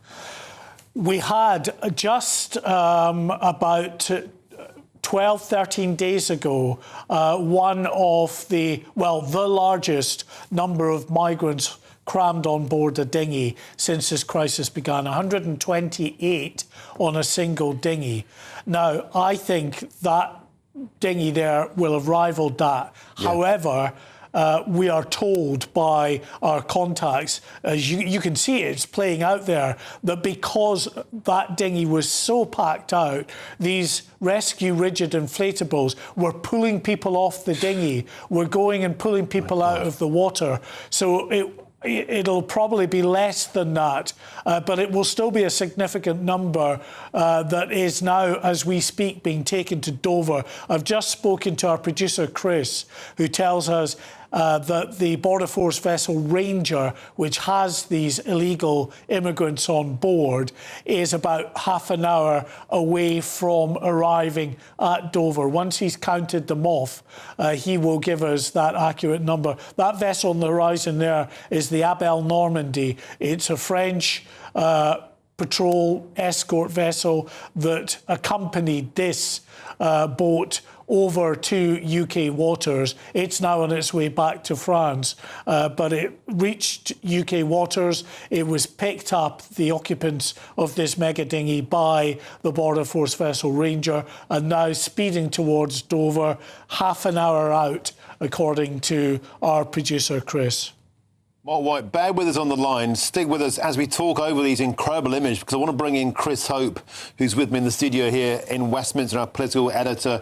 Chris Hope, Andy Burnham's honeymoon is well and truly over. The champagne's gone flat. Look at this. It's an aberration. The British taxpayer looking on once again. Rishi's dinghies, the Star Marder, now Burnham's boats, eyelashes, vibes, black T-shirts. Won't stop this. Nope. We need firm action Otherwise, people are going to die. We're going to see tragedies. The British taxpayer is footing the bill. We have a new Prime Minister and the same old problems, Chris Hope. Yes, Mark, these are deeply disturbing pictures. I was just wondering, these images, are they shot by our crew, by a different crew? Because they look very, very high quality, and it looks like the French police are trying to stop people, but of course they aren't stopping them all leaving the area there. Is it done for cameras, this, or is it just we were passing? No, this is done by news agency in Equan Plage, because they know that's one of the areas that the taxi boats come into. And this was, we understand, a taxi boat which makes its way up the coast, calls in and takes on a few dozen more migrants. And as we speak, there is a fourth boat much further down the coast. It's past the Somme. It's heading up as we speak into a beach. And if I just go back to my notes from our producer Chris, he said that he thinks that that boat is now heading on its way into Stella Plage. Stella Plage. Again, this is south, quite a bit south of Boulogne and south of where you're seeing these images. This is what they're doing now, because there are this very controversially, we're giving the French £662 million to up their beach patrols. So they're doing that. And as a consequence, you've got more police up around Dunkirk and Calais, and that's forcing the people smugglers to change their tactics. So what they do is they launch a boat much, much further down off Normandy, the Dieppe area, and they come up the coastline. And as they come up the coastline, they'll call into these prearranged beaches where migrants are waiting, and they wade, as you can see there, they wade out into the water and try and clamber on board. So it's obviously, from an operational point of view, if the police are there in enough numbers, they can stop that. But clearly, on this beach, Equan Plage, south of Boulogne, they were there, but not in enough numbers. They were there and able to stop this woman recklessly carrying her toddlers into the water. Otherwise, they would have ended up absolutely being rescued by those rigid inflatables, or worse, because as Martin quite rightly pointed out, it's the women and children that are often the casualties here. The men are strong. They clamber on board. They get themselves sitting on either side of these big, long vessels, on the big tubes either side of the vessels. But the women and children, such as they are often squashed in the middle if they even make it that far. Sometimes they're just left in open water to drown if there are not these rigid inflatables from the French rescue services to get in there quickly. And as this woman very luckily has been just plucked from the water, taken to where it's sort of ankle deep, and she's let off and allowed to walk back to shore. But I've seen some incredible pictures over the years out of the French beaches, but this just shows you just how far the migrants are prepared to go, how reckless the people smugglers are, and what a job the French have to try and stop this. Despite all the extra resources, they can't. And go on to Farage after. Mark White, we're just trying to take these images in. We're just blown away by them. Nigel Nelson, you're with me in the studio here. Our jaws are on the desk, because this is a nightmare. Yeah. It's a nightmare that's happening in real time. This is, you can criticise the police for shoving the women and the toddlers back. They probably saved their lives. I think they probably saved their lives here. Because you get on that boat, you're a goner. Yeah. You're overboard. I think that's the important thing that this film shows. What the French are trying to do is stop people drowning. And you can see that they're out there rescuing people. I mean, the women and the toddler is an example that they prioritise the life of that child. Yeah, but they won't stop. Well, they'll be waiting for the next dinghy. And I want to ask you the question I put to Chris Hope. Eyelashes, black T-shirts, vibes, I'm from the north. None of that is going to stop this nightmare from happening. We need action, because these people don't give a toss about human life. They just want to get to Hotel Britannia. And until there's a deterrent, Andy Burnham is faced with the same problem as Rishi Sunak, as Boris Johnson, as Keir Starmer. The armada is now Andy's. But there is no deterrent that would work to actually stop it. What we're doing that's is the point. What we're doing is That's why reducing they're coming it. in. The whole point. Endlessly. What we're doing not endlessly. We're reducing it. It's down by 40% on last year so far to date. That is a plus. We've got Nigel, the National Crime Agency. Here, for the moment, it's down 40%. All it takes is a run of good weather, is the tactics being adapted by the people smugglers for the numbers to come straight back up again. And I think the tactics that are now being adopted by the people smugglers are so much more dangerous. They're coming, the patrols further north in that area that has been, of course, favoured by the people smugglers because it's the shortest distance. They're having to go all the way down to Normandy and then come up the beach. That means the boats are in the water for very long periods of time, and in the heat they can blister, the glue comes apart. I think it's only a matter of time, as Martin has said there, there will be a real tragedy in the English Channel with not just a handful of people, not just a dozen people, but dozens of people Mark, on these boats. I'm sure you're right, because what we've seen in 2018, boats were coming across with about 7 or 8 people on board. Now we're getting an average of 60, and looking at this boat, it should be double that number. The point basically is that the way that the people smugglers are changing their tactics means that the National Crime Agency's efforts are beginning to work. It's not going to end it. It may actually cause the tragedy you're talking about, but at least the gang smashing is beginning to work. We started off this afternoon talking about a success of the National Crime Agency, and I will give you that they are making inroads. 1,500 boats and component parts have been seized by the National Crime Agency since 2023, since they started directly going after these boats and the component parts. But the difficulty is you've got well-established supply lines. People smugglers adapt and overcome. This is a multi-billion-pound industry akin to the drugs industry. You can have your successes, and of course they will trumpet them as they do with big drugs busts. But actually, in terms of the big problem, I think it remains unsolvable. There'll be peaks and troughs in the numbers that cross, but I think the trajectory is for this trade across the Channel to continue unless we have a proper deterrent that shows people if they come to the UK by whatever means, they get sent out to possibly a third country. I know the Rwanda deal never got a chance to get off the ground. If it had been allowed to go through, I do think it might have made a difference. But again, look at this image. These are the police. This is the mother. In the next image, there she is. She's been pushed back, trying to take a kid that can be no older than 2 years old. That's how determined they are to get to the UK. And I don't think, a few more police further north is going to stop them. We've seen how far south they'll go and how much more dangerous that journey is, but they're still willing to risk it. And Mark White, we've seen them also going to Belgium as well, to the north. So a pincer movement even around these beaches. But now they're back on them with a vengeance. Chris, I need to come to you because, Andy Burnham can talk about bus fares. Andy Burnham can talk about VAT. You talk all the time about he reckons everything's got to pass the Makerfield test. Chris Hope, people in Makerfield, the number one issue was immigration. Andy Burnham hasn't even mentioned immigration since he came in as Prime Minister. This is a very, very rude awakening. Prime Minister, if you're watching, this is a disaster waiting to happen on the beaches of French. It's a disaster waiting to happen in the Channel. And it's a disaster if you ignore it and you ignore the British electorate. We're sick of it. We want these boats to stop. Well, Martin, you've got a point there. I mean, I've only heard him mention the issue of illegal migration once since he became an MP. The morning after the Makerfield by-election, I was in Ashton Town Football Club.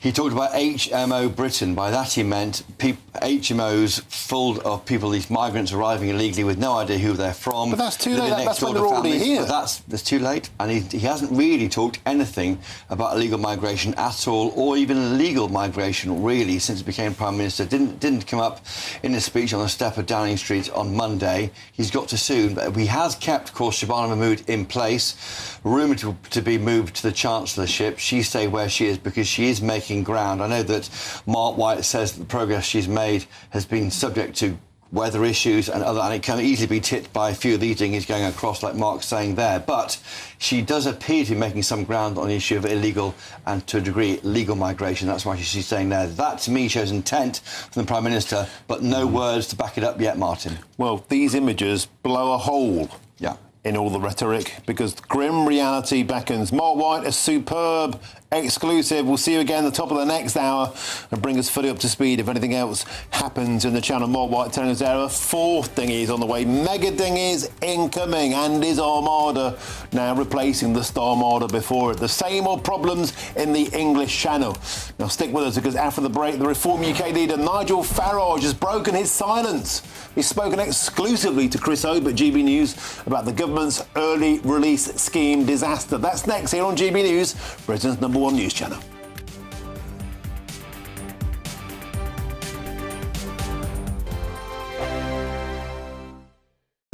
Exciting news. Every Friday, my Patrick Christie's Tonight Show is going to have a twist to it.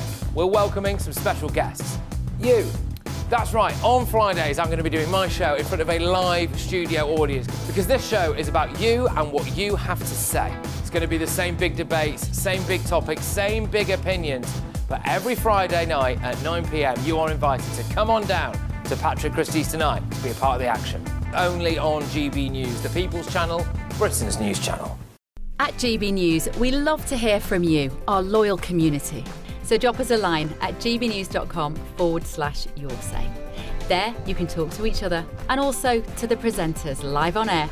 gbnews.com/yoursay, because GB News is your channel, Britain's news channel. At the stroke of midnight, the news doesn't stop, and neither do we. Day in, day out. Forget stuffy late night TV shows. We're giving you a front row ticket to the centre of the political universe. Because breaking news doesn't wait for the morning. And neither do we. Join us for one of the most controversial and volatile times of politics in human history. A very big story. Big story over here. You won't get this anywhere else. The Late Show live at midnight, every night. Only on GB News. Britain deserves a newsroom that puts the facts and your voice first. Well, and that's what you get on GB News. Lively debates, lively conversations. And we're not afraid to hold power to account. And each other. So join me, Andrew Pierce. And me, Miriam Cates, for Britain's Newsroom, weekdays from 9:30 on GB News. Here at GB News, we made a promise to tell your stories. And on the 6th of August, we're marking 5 years of doing exactly that. Celebrate with us by having your say. Join in the debates live on TV and radio. And meeting your favourite presenters across the country, from Leeds to Aberdeen, from Belfast to Barry Island. Plus, join me in Essex for our biggest live show of the year. Scan the QR code or visit gbnews.com/celebrate. Terms and conditions apply. Join me, Nana Akweer, for an informative, interactive news programme with a difference. It's fun. No, he didn't say that, Dave. I'm so surprised. I think there's an element of truth to that. Join me from 3 p.m. every weekend, only on GB News, Britain's news channel. I've been in Westminster for a long time, but I know that though power may be here, its effect on people's lives is across the whole of the country. We may be where rules are made, but it's where they're implemented that matters. Join me, Jacob Rees-Mogg, for forthright and frank discussion on where Britain has come from, where it's going, and where it will end up. That's State of the Nation, Monday to Thursday, 8 to 9 o'clock. Vox Populi, Vox Dei.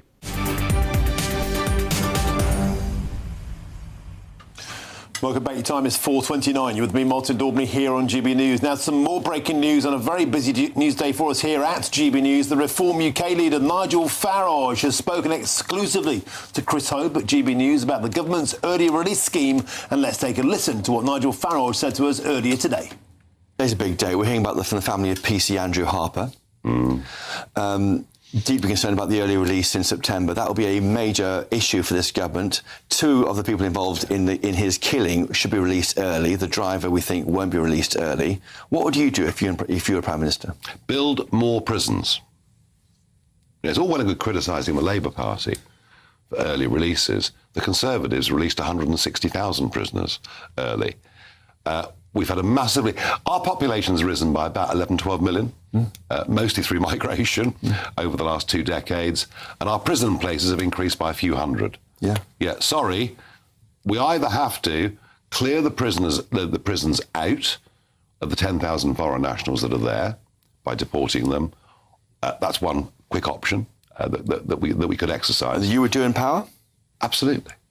But then we may have other British prisoners overseas being sent back to our prison. I'll take that trade every day of the week. Every day of the week, I will take that trade. Yeah, we'll take back British people that have committed crimes. There we go. Nigel Farage's there. Build more prisons and deport more foreign prisoners. Seems pretty straightforward now. To watch the full interview with the Reform UK leader Nigel Farage on the early release scheme and much more, turn into GB News tonight at 7 p.m. with me and Chris Hope, where this interview will be played out in full. But I'm joined in the studio now by GB News political editor, the man who did that interview, Chris Hope, and GB News' senior political commentator, Nigel Nelson.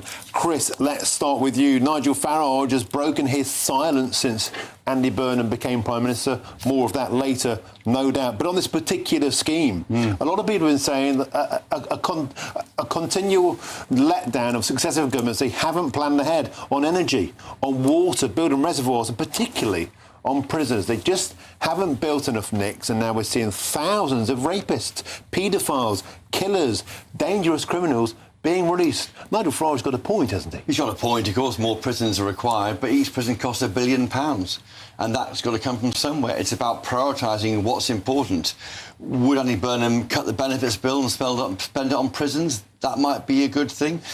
Farage there, though, is saying, as I was trying to point out to him, there are lots of Brits in overseas jails who other countries look after. If we start deporting thousands of prisoners from our jails, we may take them back. But he says that's a trade he wants to do. He wants to bring back these prisons, make them our cost. That's interesting. Well, I wonder how many there are of our prisoners abroad. I should look that up, Nigel Nelson, while you give your take. We've got a terrible problem with early release. We've got ministers laughing about it on Downing Street. It's a terrible look. PC Harper's killers being let out earlier. Something needs to be done. Nigel Farage's got a point. Build more NICs. Absolutely. And that's what should have been done, and it should have been done over the last 20 years and hasn't been. What the Labour government have been doing is building on existing prison sites. So they're building extra blocks on those sites. That's 5,000 new places that are being brought in as we speak. And the idea then it will be 14,000 new ones by 2031. So that's a start. But yes, you build more prisons. When it comes to actually deporting foreign offenders, that's fine, provided you can make sure the country they come from will take them back. Do we have a number on those number of foreign prisons? 1,800 prison nationals, many times that, of course, held in the UK. It would free up more space in prisons. So Nigel Farage's point was he would trade British residents abroad in foreign jails if he could. So 10,000 out, 1,800 in. It's a no-brainer.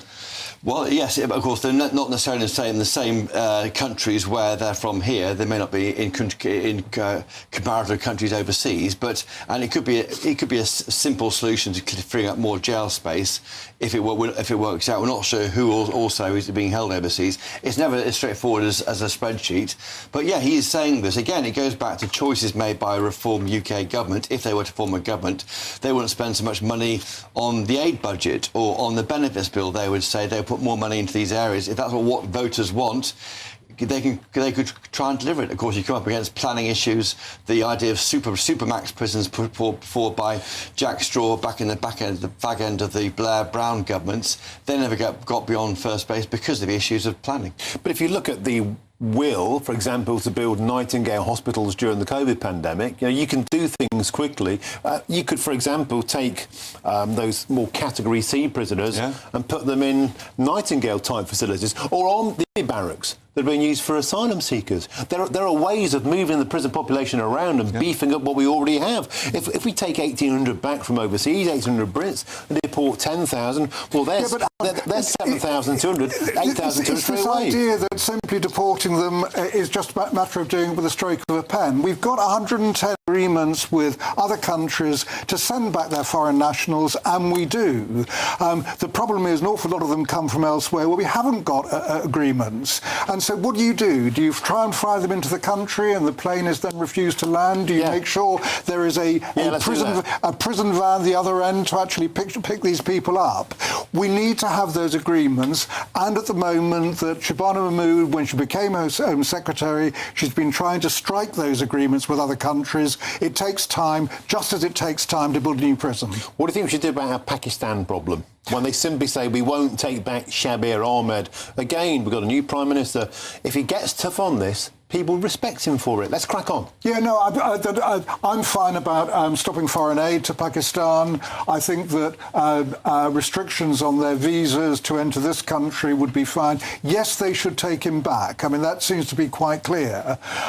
If they keep refusing, there isn't anything we can do about it. Thank you very much indeed, Nigel Nelson. Thank you very much indeed, Chris Hope, for that Nigel Farage exclusive. And to remind you, the full interview will play out on GB News tonight at 7 p.m. with me, your host, Martin Daubney, and Chris Hope, of course, who conducted that magnificent interview. Now, still to come, we'll continue to discuss the early prison release scheme as Nigel Farage says we must build more prisons and deport the foreign nationals in British jails. This is GB News. Good afternoon. There are some signs of a change on the horizon. Not huge amounts of rain, though, so gardeners, nothing to get too excited about. Again, tomorrow most places will be dry, and quite a hot day, actually, across the south. Could get close to 30 Celsius again. High pressure is dominating, but weather fronts just trying to topple around the top, and that will be the start of the change that we see. We've already seen quite a bit of cloud over northern Scotland today. Some outbreaks of rain and drizzle continuing here for much of the night. The odd shower getting into the north of Northern Ireland, and perhaps one or two showers over northern and eastern England through the evening and overnight as well. But most places just staying dry. A mixture of cloud and clear spells. Where we've got clear spells, temperatures will dip down into single figures in the countryside, but most towns and cities holding up with quite a warm night, actually. Could be a bit misty first thing in the morning, but any mist across the south should clear away. Could be a bit murky around the coasts in the northwest. Certainly rain and drizzle likely over the highlands coming and going through the morning here, and it might be a little bit damp and drizzly in parts of Northern Ireland too. The odd shower possible down the eastern side of England, but it will just be the odd light shower. Most of England and Wales dry, and certainly much of Wales, central and southern England will see plenty of sunshine again during Thursday. The breeze always coming in and around the north could generate a few light showers over eastern England, but again, not much for farmers and gardeners to get excited about. Most places won't see these light showers, many areas just staying dry, and even the rain and drizzle tending to ease off across northwest Scotland. So many areas seeing lots of afternoon sunshine, lifting the temperatures. 23 degrees in eastern Scotland, 24 down the east coast of England. In the south, 28, 29, perhaps even one or two places a degree or so higher than that. Through Thursday night, not a great deal of change. A balmy summer's evening across the south, but weather fronts will try and make some progress in. So particularly if we go into the weekend, we will see some cloud and rain, and it will also turn a bit cooler. Thank you, Britain, for all of you who listen to GB News Radio. Whether you're at home or on the go, you're making us Britain's news channel and Britain's radio station. Good afternoon. This is the latest AI travel news from GBnews.com. There is a collision on the M23 southbound at Junction 9 in Gatwick. The M20 westbound between Junctions 5 and 4 in West Malling is also affected by a collision. The M25 anti-clockwise between Junctions 3 and 2 in Darenth has slow traffic following a collision. North of the border, the A82 between Tarbert and Crean-Larich is closed in both directions due to a collision. Across Wales, the A4232 northbound from A48 interchange to M4 J33 Capel Llanilton is congested with possible delays. And on the trains, cross-country and East Midlands railway services are experiencing disruptions and reduced services. For more travel news, go to gbnews.com.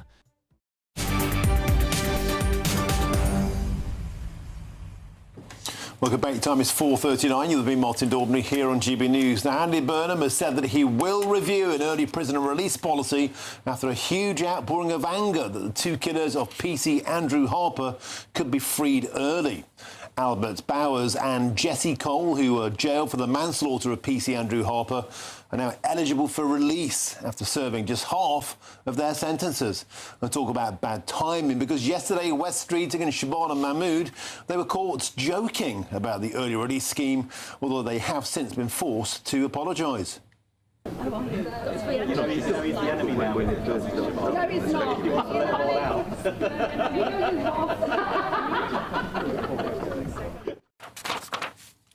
Okay, let's speak to my next guest now. That's the president of Facing Allegations in Context of Trust, and that is Harvey Proctor. Harvey, it's a pleasure to have your company. Welcome to the show.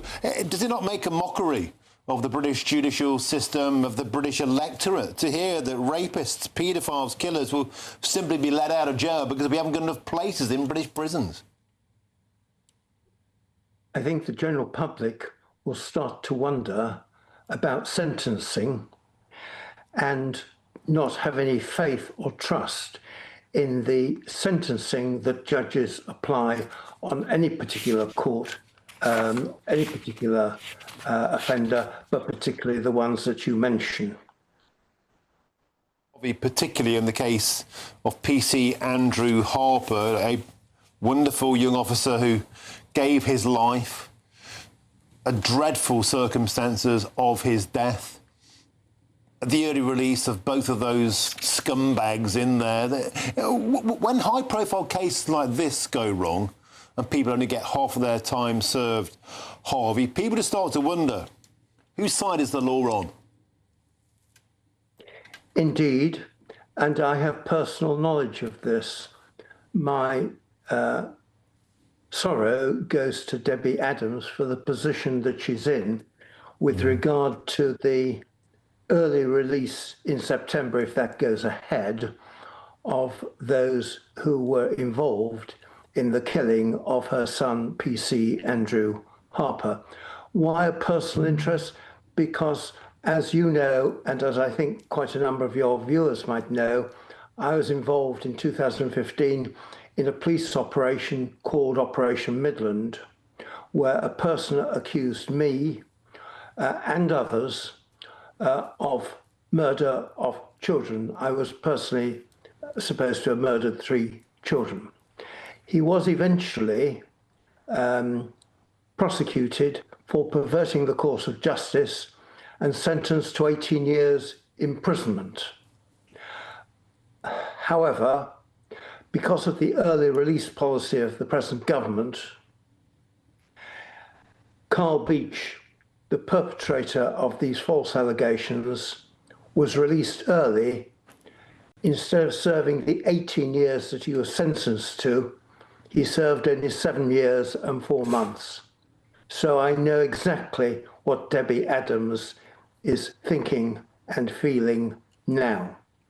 As a result of that, some weeks ago, I and others wrote to the then Justice Minister, Mr. Lammy, to complain, in addition, that not only was this chap released early, but because the state did not regard me and the others involved to be victims, we did not receive notice that he was going to be released, and we still do not know the terms of his license for his release. Have had a reply from Mr. Lammy, not full enough, not detailed enough, and shortly we'll be writing to Alex Norris, the new Justice Minister, to try to get answers in our case. But you can't go on in the way that government have been going on in balancing justice against a state management. Mr. Farage is right with regard to foreign nationals in our prisons. My understanding is that currently there are 10,800 foreign nationals in our prisons. That's 1 in 8 of the current prison population. But I think something should be done now. What I suggest, in addition to what he has suggested, and of course the building of prisons, which will take some time, I think you touched on it yourself, is that redundant military sites and bases should be used with relatively little cost as temporary prisons.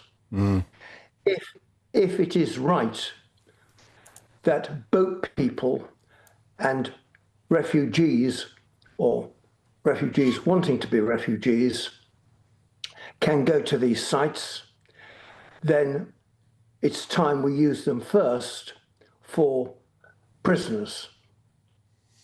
Harvey Proctor, I think you speak absolute common sense. And once again, thank you for sharing your story. I'm so sorry what happened to you. And of course, Nigel Lawson never got to see justice be served. It completely destroyed his life. The fantasist, the delusional Carl Beach, been released early. But Harvey Proctor, thank you for joining us. In our case, it wasn't Nigel. It was the former Home Secretary, Lord Leon Britton, who died before the end of Operation Midland. It was Ted Heath, who had already died, and it was Field Marshal Lord Bramall, who has subsequently died. I think I'm now the last living suspect or alleged suspect under Carl Beach's and the Metropolitan Police's Operation Midland investigation. So I'm left now, so I will continue to speak out as long as I can.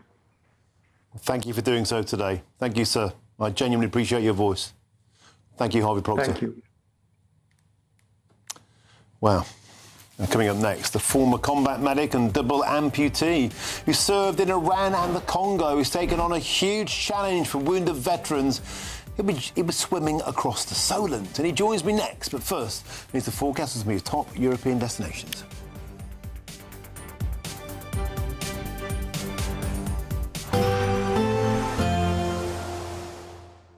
Can't wait to get in that sea. Lovely and warm. Just like the feeling of having great travel insurance. All Clear Travel Insurance sponsors GB News Travel Destinations Forecast.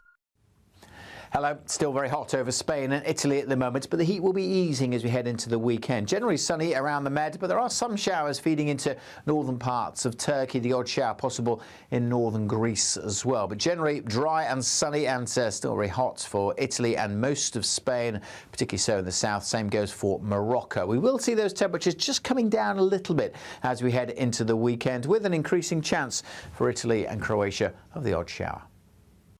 All Clear Travel Insurance sponsors GB News Travel Destinations Forecast.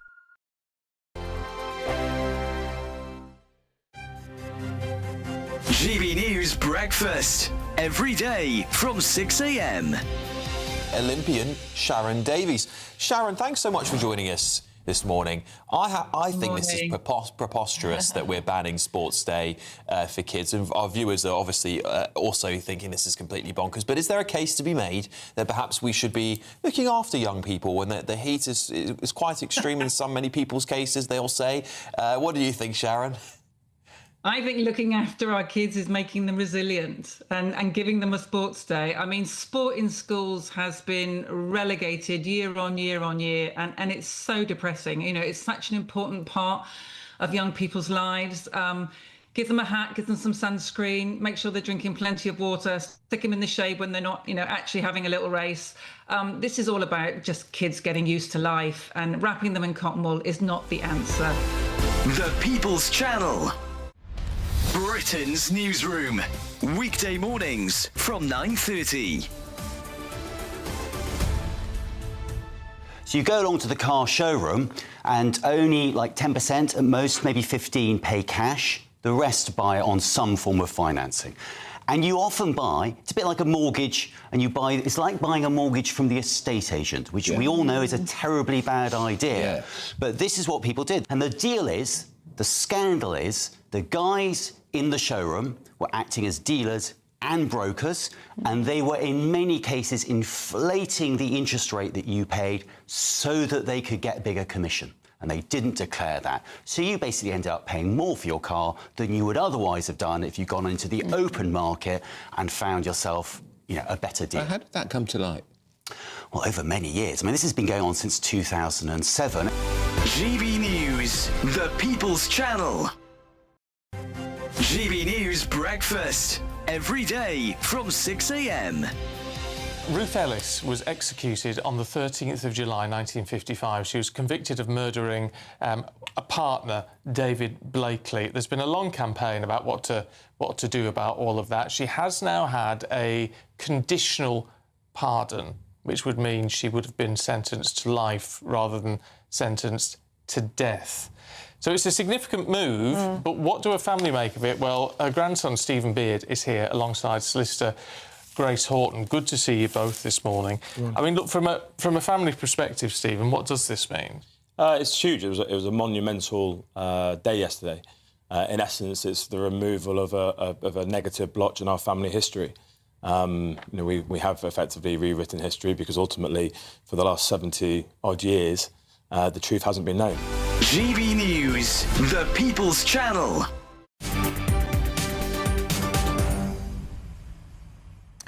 It's 10 to 5. You're with me, Martin Daubney, here on GB News. Now, a magnificent story here, truly inspirational, because a former combat medic who served in Bosnia, Iraq, the Congo and Afghanistan has today become the first double amputee to swim across the Solent to the Isle of Wight for charity. Now, Simon Hamer lost both of his legs after an IED explosion in Afghanistan, and it's raising money for Pilgrim Bandits, of course, a magnificent charity helping severely wounded soldiers run by my pal, great friend of the channel, Matthew Hellier. Let's speak to the man himself, Simon Hamer. Simon, bravo, mate, you did it. What a truly inspiring story. Let's start at the beginning. You serve your country magnificently, and thank you for that. Something terrible then happened to you, but you've overcome all of it. Tell us all about yourself. So I suppose, I was born and bred in Winchester. I kind of knew I was going to join the military, which I did at the age of 20. My plan was to serve for just a few years, and then hopefully leave and join the fire brigade. But I was enjoying myself too much and ended up staying on a little bit longer than I should. And then, unfortunately, just 3 months after I got married in 2009, I lost both my legs after activating an improvised explosive device in Afghanistan. And of course, that led to years of surgery, and no doubt you went through a huge amount of trials and tribulations, but you wouldn't be beaten down. You got yourself back up and running. The Pilgrim Bandits have been a huge part of that, of course, magnificent charity. Today, you did it. You went across the Solent. How did it go, mate? Yeah, I mean, there's always that little bit of uncertainty, and, we had perfect conditions this morning. We did have to sort of circumnavigate a few jellyfish, and there was the odd container vessel that kindly let us through. But it was a really good swim. I suppose the hardest bit for me at the end was having to get to dry land. It was really, really shallow, and obviously having no legs, I had to sort of shuffle and through the sort of ankle deep water to get to sort of dry land, and that took some time. So that was probably the hardest bit for me. Simon, you did it. It's a truly inspirational story. Let's get your fundraiser back on screen, because even though you completed it, people can still donate, right? How can people chuck a few quid your way to help Pilgrim Bandits?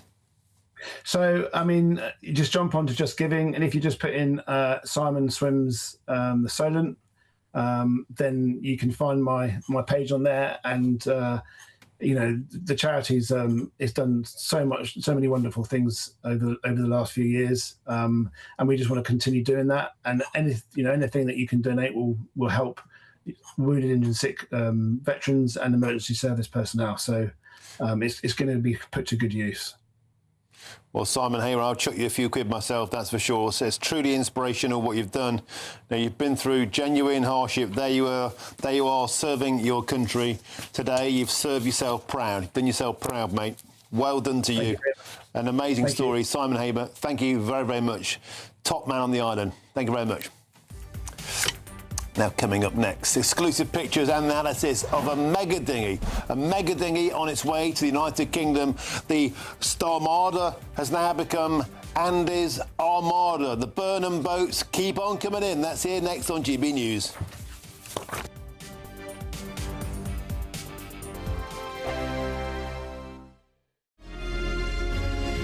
Thank you, Britain, for the thousands of you who are becoming friends of GB News each and every week.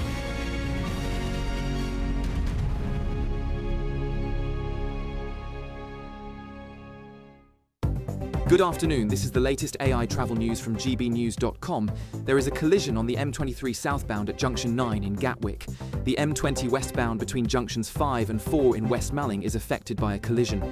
The M4 westbound between junctions 4 and 4B near Heathrow has a serious collision, and the M4 eastbound at junction 4B in Heathrow is closed.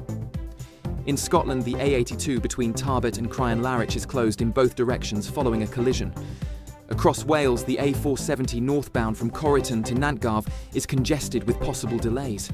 And on the trains, cross-country services are disrupted on multiple routes, and East Midlands railway services have a reduced service. For more travel news, go to gbnews.com. What would you do with £60,000 cash? What would you do with a real gold bar? Well, both have to be won in our Golden Summer celebration. First, there's £60,000 in tax-free cash to bolster your bank account this year. Plus, we'll also give you a fine gold bar worth over £5,000. For a chance to win, text GOLD to 63225. One entry costs £2.50 plus one standard network rate message. Or text BONUS to 63225. 5 entries cost £5 plus one standard network rate message. Go to gbnews.com/win. Entry start at £2.50. Call 0903 686 3232. Calls cost £2.50 plus your network access charge. Or post your name and number to GB22 PO Box 8690 Derby DE1 9TT. UK only. Entrance must be 18 or over. Lines close at 4 p.m. on the 21st of August. This is a network giveaway. Entries will be pooled. Please check the closing time if listening or watching on demand. At the stroke of midnight, the news doesn't stop, and neither do we. Day in, day out. Forget stuffy late night TV shows. We're giving you a front row ticket to the centre of the political universe. Because breaking news doesn't wait for the morning. And neither do we. Join us for one of the most controversial and volatile times of politics in human history. A very big story. Big story over here. You won't get this anywhere else. The Late Show live at midnight, every night. Only on GB News. Britain is not just a geographical expression. We are a people bound together by history and culture that are distinctively British. Join me to celebrate our music, theatre, artworks and literature, which we can explore and enjoy together. Everybody's welcome. Sunday with Michael Portillo. Every Sunday at 11 a.m. on GB News, the People's Channel, Britain's news channel.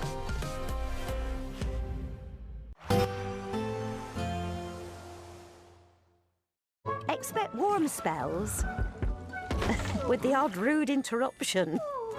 Box Boilers sponsors the weather on GB News. Good afternoon. There are some signs of a change on the horizon. Not huge amounts of rain, though, so gardeners, nothing to get too excited about. Again, tomorrow, most places will be dry and quite a hot day, actually, across the south. Could get close to 30 Celsius again. High pressure is dominating, but weather fronts just trying to topple around the top, and that will be the start of the change that we see. We've already seen quite a bit of cloud over northern Scotland today. Some outbreaks of rain and drizzle continuing here for much of the night. The odd shower getting into the north of Northern Ireland, and perhaps one or two showers over northern and eastern England through the evening and overnight as well. But most places just staying dry, a mixture of cloud and clear spells.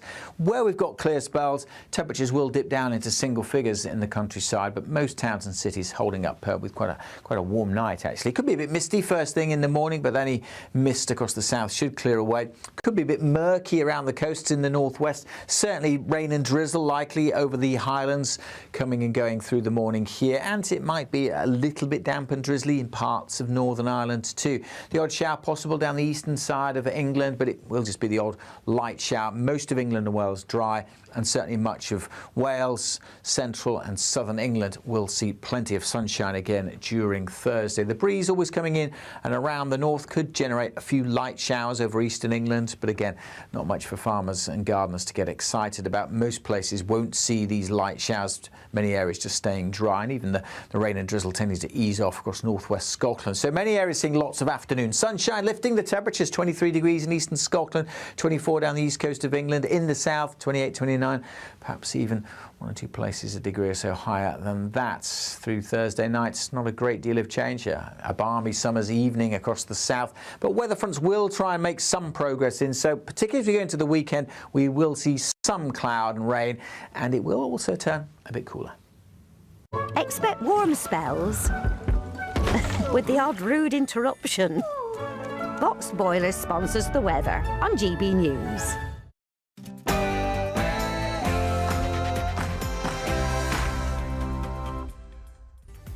Very, very good afternoon to you. It's 5 p.m. Welcome to the Martin Daubney Show here on GB News, broadcasting for you until 6 p.m. A cracking show awaits, and here's what's on today's show. Top story today, exclusive from GB News. A mega dinghy is in UK waters. We've got a brand new Prime Minister, but the same old problems look set to sink Labour on the beaches of Dover. Today, Keir's Starmada became Andy's Armada, as more than 100 illegal migrants have crossed the channel with another dinghy incoming. Here come the Burnham boats. And even worse, GB News can exclusively reveal also today that UK authorities have made the first ever seizure of dinghies in Britain, which are destined for people smugglers in France. Build more prisons. It's all well and good criticising the Labour Party for early releases. The Conservatives released 160,000 prisoners early. It's another GB News exclusive. Nigel Farage there, the Reform UK leader, telling Chris Hope, build more prisons and deport foreign nationals. Nigel Farage told us in that exclusive interview. We'll be digging into that story shortly. And homelessness has ended. £45 off everybody's energy bills. Bus fares capped at £2 nationally. It's all change on the buses. Andy Burnham has been quick to dole out the freebies in his first days of power, but he's been very slow to answer the question that keeps British taxpayers awake at night, and it's this: how much is all of this really going to cost? And more to the point, who the hell is going to pay for Andy Burnham's bumper giveaways bonanza? And in the first case of its kind, the NHS trust that released Nottingham knife psychopath Valdo Callaghan before he went on to kill 3 beautiful people is being investigated for corporate manslaughter. On today's show, I'll be joined in the studio by the father of that beautiful woman in the centre there, Grace O'Malley Kumar, Dr. Sanjay Kumar. He will tell me. I hope there are some very nervous staff on that trust. And that's all coming up in your next hour.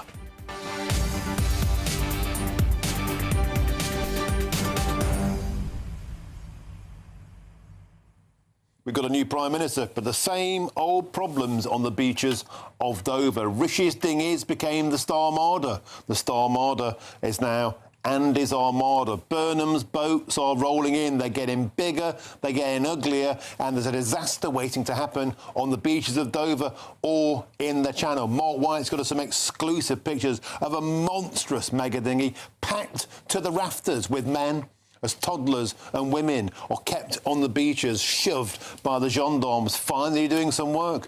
They'll be waiting for the next dinghy as sure as night follows day to try and make their way towards Hotel Britannia. There's a disaster waiting to happen on the beaches, a disaster waiting to happen in the Channel. And black T-shirts, eyelashes and vibes won't stop any of it.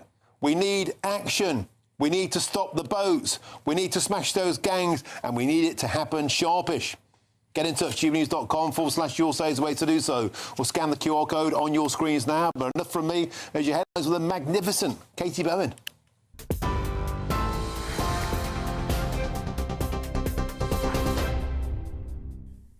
Martin, thank you and good afternoon. The headlines at 5:03. The widow of police officer Andrew Harper has said it is deplorable that 2 of his killers are being considered for early release. Earlier, the Prime Minister said the main perpetrator in the killing of PC Harper will not be subject to any early release, but 2 of the other killers, Albert Bowers and Jesse Cole, may still be let out early after being jailed for 13 years for his manslaughter. Andy Burnham said he'll review the early prisoner release scheme, which is due to come into force this autumn. From September, thousands of offenders in England and Wales will be eligible to be released earlier under the Sentencing Act in a bid to create more space in jails. Lissy Harper, PC Harper's widow, said that politicians are making decisions from behind a desk that will have real and lasting consequences for victims' families like mine, adding that the British public deserve a justice system they can have faith in. Elsewhere, the Prime Minister says the £2 single bus fare cap in England will be paid for by reprioritising government funds. The total cost of the scheme is expected to be more than £500 million. Transport Secretary Heidi Alexander said she was 100% sure it was fully funded. Yesterday, Andy Burnham told the first meeting of his cabinet that they will be a cost-of-living government. In the first 72 hours of his premiership, he's also pledged to invest £340 million on rough sleeping and £850 million to cut energy bills. It's simple, but it saves people money every day. So I think it will really help people with the cost of living pressures they're facing. It's there for the whole of 2027, and I think it will put money in people's pockets. The 3 policies I've announced, ending rough sleeping, the bus cap we're announcing today, and the removal of VAT off electricity bills are all fully funded. And that's the way I will go. And people will say, well, how? I've reprioritised. The public's priority is reducing cost of living pressures. In other news, US President Donald Trump has renewed his threats to attack Iranian infrastructure, saying the US would bomb and destroy one bridge or power plant anytime Tehran targets a ship in the Strait of Hormuz. Writing on Truth Social, the president said his plan will come into effect from this point forward, whether Iran uses a missile, rocket, drone or any other device or weapon. Speaking a short while ago from Joint Base Andrews, President Trump said Iran is being decimated and that they cannot be allowed to have a nuclear weapon. You cannot let Iran have a nuclear weapon. They won't have a nuclear weapon. They're going to pay a big price. They're being decimated. And a new video has been released of Prince George as he celebrates becoming a teenager. George, who turns 13 today, is seen playing cricket on the beach and enjoying the sun with his brother Prince Louis. The footage has been released by Kensington Palace. Those are your latest GB News headlines. A quick look at the markets. Taking the ups and downs in our stride. Stilts Home Lifts sponsors the GB News Finance Report. The pound will buy you $1.34 and 1.17 euros. The price of gold is £3,110 per ounce, and the FTSE 100's at 10,729 points. GB News Finance Report, brought to you by Stilts Home Lifts. Thank you very much, Katie. Breaking news, top of the hour. A mega dinghy has reached UK waters carrying 80 migrants, and that's as around 180 migrants have arrived in Britain since Andy Burnham has become our new Prime Minister, with more expected later on in the day. Let's bring in GB News' Homeland Security Editor, Mark White. Mark, simply astonishing footage from the beaches of France. A disaster waiting to happen. Men piled on a dinghy, toddlers and women being restrained on the beaches by gendarmes. Tell us all about it. I think we were on course today to beat that 128 grim record for the most migrants stuffed onto a single migrant dinghy. Looking at the images from Equin Plage, which is south of Boulogne, you'll see exactly what I mean. These images that we're going to show you were just absolutely chaotic on the beach there. You can see here is a woman just kneeling down on the beach with toddlers. She's trying to get into the water.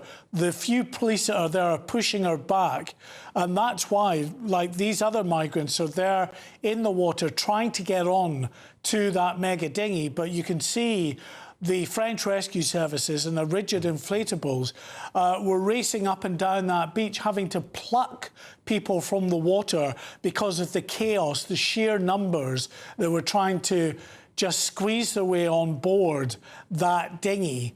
And they just, most of them didn't make it. But you can see with the numbers there that are having to be rescued. If they had made it, that 80 would easily, I think, have been over the 128 that we previously saw a few weeks ago, when that record again was broken with a very significant number of migrants on board. And I think what these images go to illustrate is just the really dangerous lengths now that not just the people smugglers are prepared to go to. They've always prepared to be fast and loose when it comes to the lives of the migrants. But the migrants themselves taking the most ridiculous, crazy risks with the lives, not just of their own, with themselves, but in the case of this woman, with very, very young children, trying to wade into the water to clamber aboard a boat like that. And we've seen in the past many women and children are actually the victims in the drownings or the crushings on board these boats because they're not as strong as the men. They are the first often to be crushed or to be thrown into the water and not to be able to fend for themselves. And luckily, what was unfolding here was quickly intercepted by the rescue services. These are French lifeboats, rigid inflatables that are out. There are French lifeboat swimmers in the water, as well as the rigid inflatables zipping back and forward there, plucking people from the sea who've just been left behind because they were unable to get on this mega dinghy before it headed back out into the open sea, picked up there by the Abel Normandy French naval vessel that was taking them across to UK waters. So by the time, of course, they got out into open sea, it was down to 80 on board that vessel. Still, of course, I mean, what are we saying? There's still a very significant number of migrants. It takes the number who have crossed so far today to just under 180. But as we speak, Martin, there is a fourth small boat. I say small, we don't know exactly the size of it as yet. I'm sure it will be sizable. It's, as it heads up the coast, doing what these taxi boats do, stopping in at 2 or 3 beaches on the way to pick up migrants who are at pre-arranged positions, to wade out into the sea, to clamber on board the vessel, to then continue on the journey to the UK. If that vessel makes it, we'll be over, I'm sure, 250 for the day. But that's still quite far down the coast. If it makes it, it's going to be late on tonight before it crosses. Mark White, business as normal on the beaches of France, the grotesque tide of human misery. Those people smugglers don't care if those women die, if those children die. They're just assets. They treat them like washing machines. They just don't care. And the men on those boats, often we know, trample those women and children to death in the clamour to get on board. And those that are scooped away, Mark, there'll be another dinghy along later on, tomorrow, the day after. They're very patient. They'll wait in the dunes. And this is the point. Politically, the honeymoon is over for Andy Burnham. You know, so far it's all been giveaways, bus fares, vibes, T-shirts, eyelashes. The nightmare is beginning again. The Star Armada is now Andy's Armada. I think as long as we were seeing no boats, and of course we've seen no boats for the last 12 days, not as some people are reporting because of the activity of law enforcement in France and the UK. That might have had an overall impact on the figures so far this year. But for the past 12 days specifically, because I'm in touch with our producer down in Kent, whose job it is for GB News to monitor the sea state and to look for the days when the migrants are crossing. So we've got an accurate count of the numbers crossing the English Channel. He said that for the past 12 days it's been impassable because of the winds. Although we've had, you know, very hot days, the wind's been blowing through the channel. And if it gets above 12 knots or so on a typical day, it's just not really passable, especially if the wind is coming from the north. It just blows the boats back onto the beach, and of course it also whips up the waves as well. So they choose, the people smugglers, the days that they know the weather will be conducive to crossing.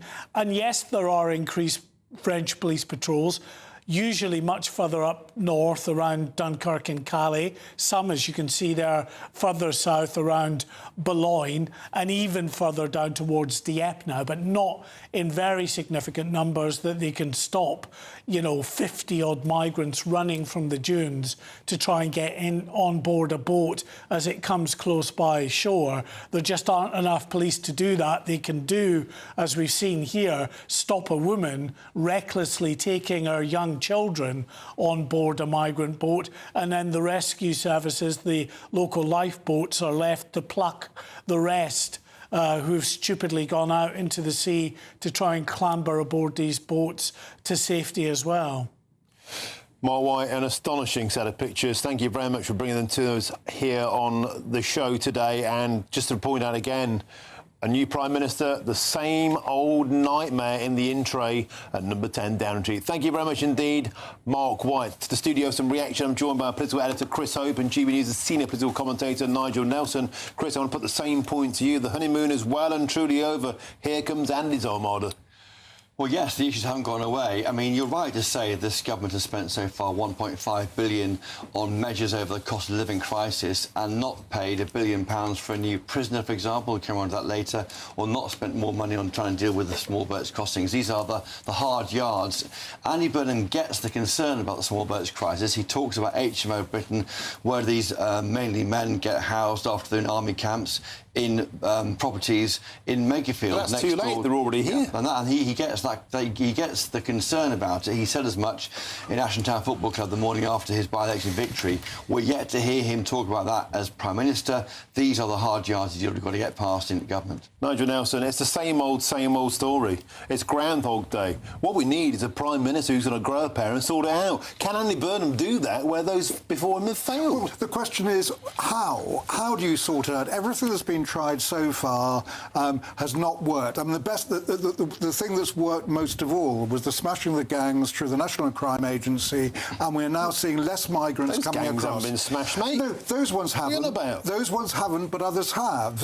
As GB News is reporting today, that the 25 boats picked up in Felixstowe that were bound for Hamburg, that would have contained 2,000 migrants coming across. So they are doing that. But the Tories have tried this. They've tried making channel crossers inadmissible. That didn't work. That just made the backlog grow. They've tried Rwanda. No evidence whatsoever it will be a deterrent. Well, got scrapped on we day don't, one we by don't Keir have Starmer. a total answer, and nor do parties that claim to have one, like the Tories and Reform. OK, well, thank you very much. We've got some more breaking news for you now, and it's this. The Reform UK leader, Nigel Farage, he's broken his silence and spoken exclusively to Chris Hope here at GB News about the government's early release scheme. Let's take a listen to what Farage told Hope earlier on today. Today's a big day. We're hearing about from the family of PC Andrew Harper. Deeply concerned about the early release in September. That will be a major issue for this government. 2 of the people involved in his killing should be released early. The driver, we think, won't be released early. What would you do if you were Prime Minister? Build more prisons. It's all well and good criticising the Labour Party for early releases. The Conservatives released 160,000 prisoners early.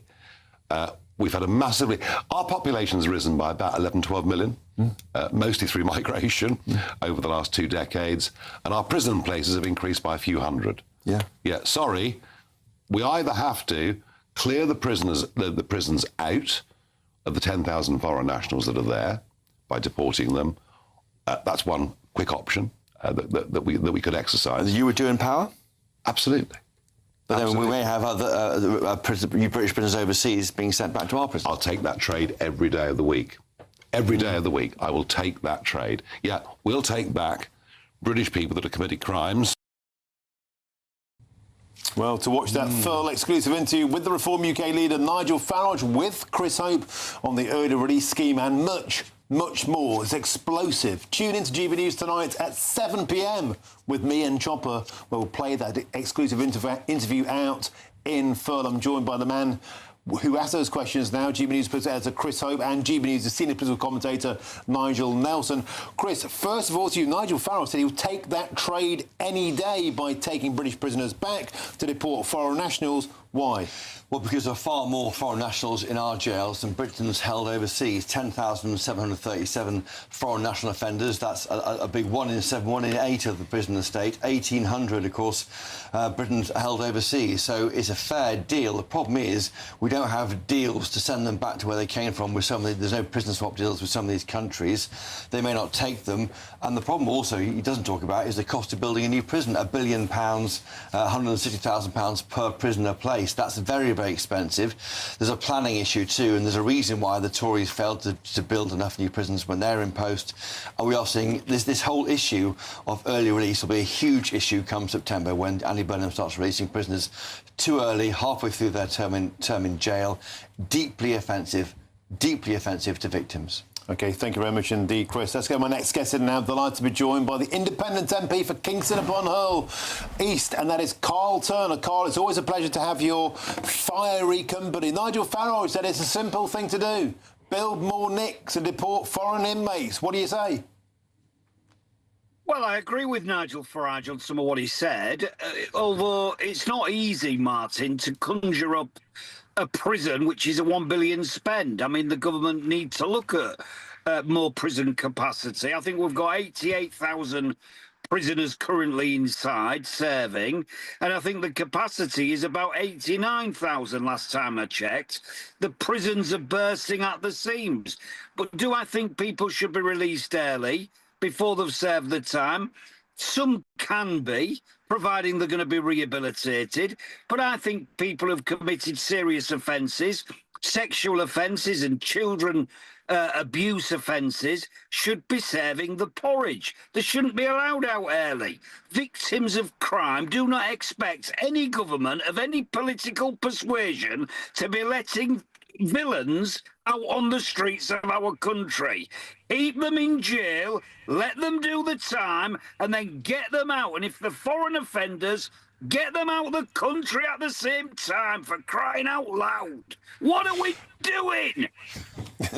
Carl Turner, I'm smiling about a very serious topic because I completely agree with you, with your passion on this. And I wonder, Carl, can you have a word with the new Prime Minister, Andy Burnham? Because if he had a bit of your common sense, mate, a lot of the voters might get behind him. Well, I think he's said today or yesterday he's going to review this early release scheme.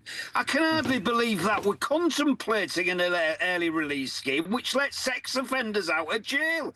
What on earth have we been doing? It cannot be allowed to happen. No government should be contemplating doing such a thing. What about those women victims? And they are women, mainly. Not all victims of sexual offences are women, but the very vast majority of them are. And people who abuse children should be in NIC for as long as the law permits us to lock them up.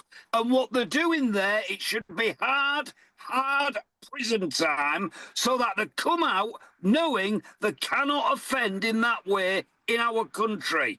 Enough's enough, Martin. That's my view. I've always been incredibly hard on sentencing. Send them away, keep them in NIC, rehabilitate them, yes, fine. But don't let them out on early release because the prisons are bursting at the seams. It's just ridiculous. Carl Turner, I don't suppose you want to throw your hat in the ring and get back in the Labour government, do you? Come on, mate, give Burnham a call. Well, I'm expecting Andy Burnham to reinstate the whip anytime soon, Martin. Him and I have had conversations over the weeks and months. He said to me, I will be back, reinstated into the Labour Party in a heartbeat. I'm waiting for it to happen. I'm relaxed about it because I think the new Chief Whip has got plenty on a plate. But I'd like to be back. I'd like to serve the Labour Party. I was elected as a Labour MP. I was born a socialist, Martin. It's not my fault. You might feel sorry for me, but I was. And I'm going to die a socialist. And I hope I represent the Labour Party with the whip as I deserve. Carl Turner, I'm going to have to give you a round of applause.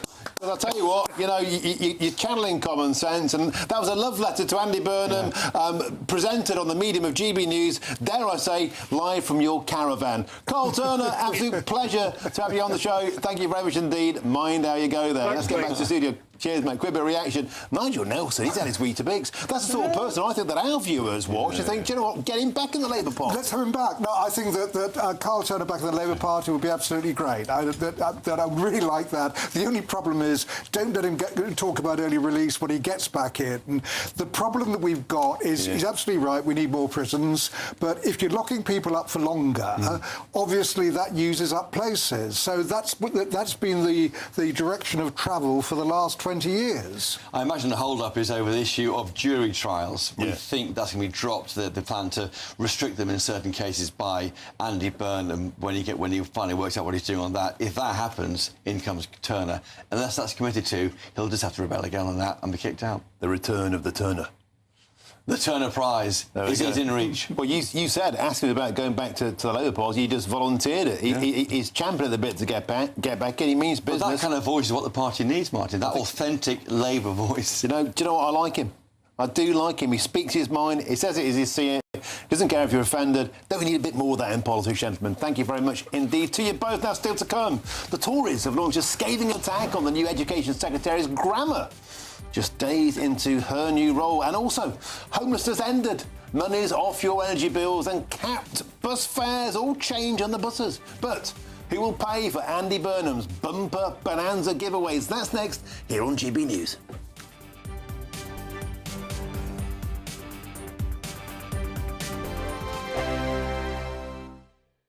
At GB News, we love to hear from you, our loyal community. So drop us a line at gbnews.com/yoursay. There you can talk to each other and also to the presenters live on air. gbnews.com/yoursay, because GB News is your channel, Britain's news channel.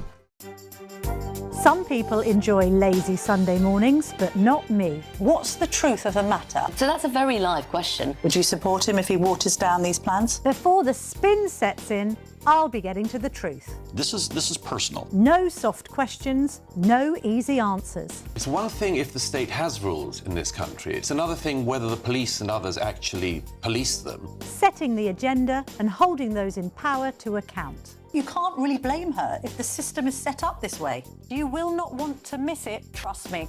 The Camilla Tominey Show, Sundays from 9:30, only on GB News.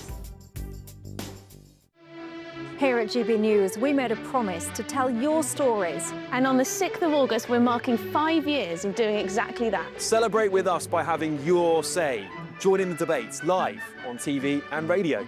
And meeting your favourite presenters across the country, from Leeds to Aberdeen, from Belfast to Barry Island. Plus, join me in Essex for our biggest live show of the year. Scan the QR code or visit gbnews.com/celebrate. Terms and conditions apply. 5 hosts, 5 opinions, 5 fearless debates, 5 unfiltered takes on the day's news. 5 reasons not to be anywhere else on Saturday night. This is the Saturday 5. You got me good there. Britain's biggest Saturday night TV show. It's not a bad brand. Yeah. Uncensored. Very, very racy tonight. On the unpredictable. What did she say? Can you translate it for us? And always entertaining. And how can a country go from being led by William Wallace Saturday nights from 6 p.m. only on GB News, the People's Channel. Britain's news channel. You're going to want to stay tuned, trust me. Join me, Nana Akweer, for an informative, interactive news programme with a difference. It's fun. No, he didn't say that, Dave. I'm so surprised. I think there's an element of truth to that. Join me from 3 p.m. every weekend, only on GB News, Britain's news channel. Welcome to Free Speech Nation with me, Josh Howard. This is the show where each week we see what's happening in the world of culture, current affairs and politics. First we'll say, welcome to the UK. Oh, thank you. And we're not afraid to use our free speech so that you can use yours. It's not controversial in the slightest to anyone who hasn't lost their mind. Free Speech Nation, Sunday nights at 7 p.m. Only on GB News, the People's Channel, Britain's news channel.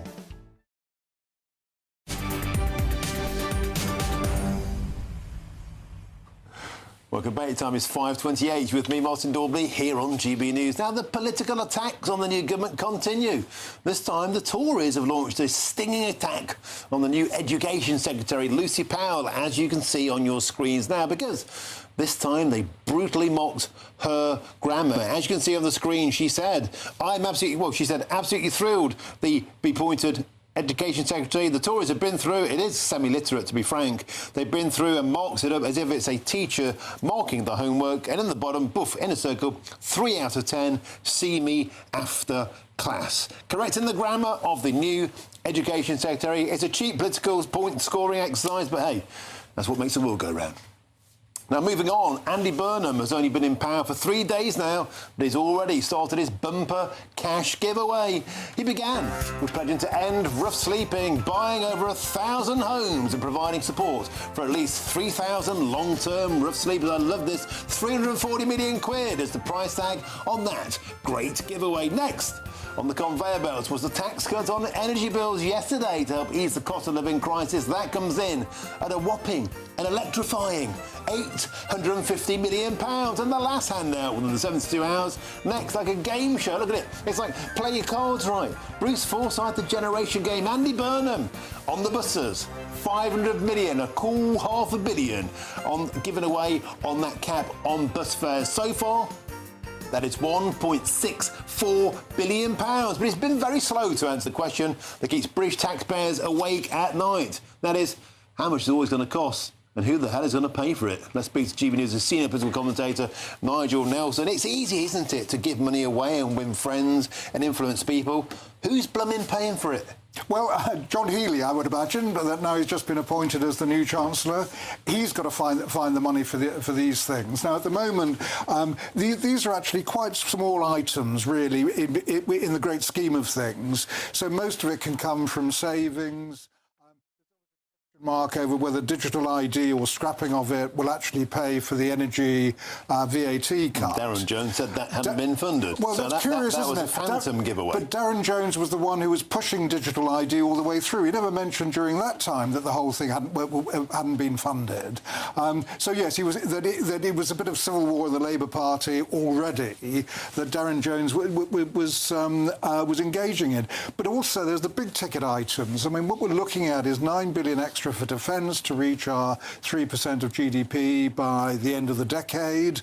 You're looking at a social care revolution, which Andy Burnham has promised.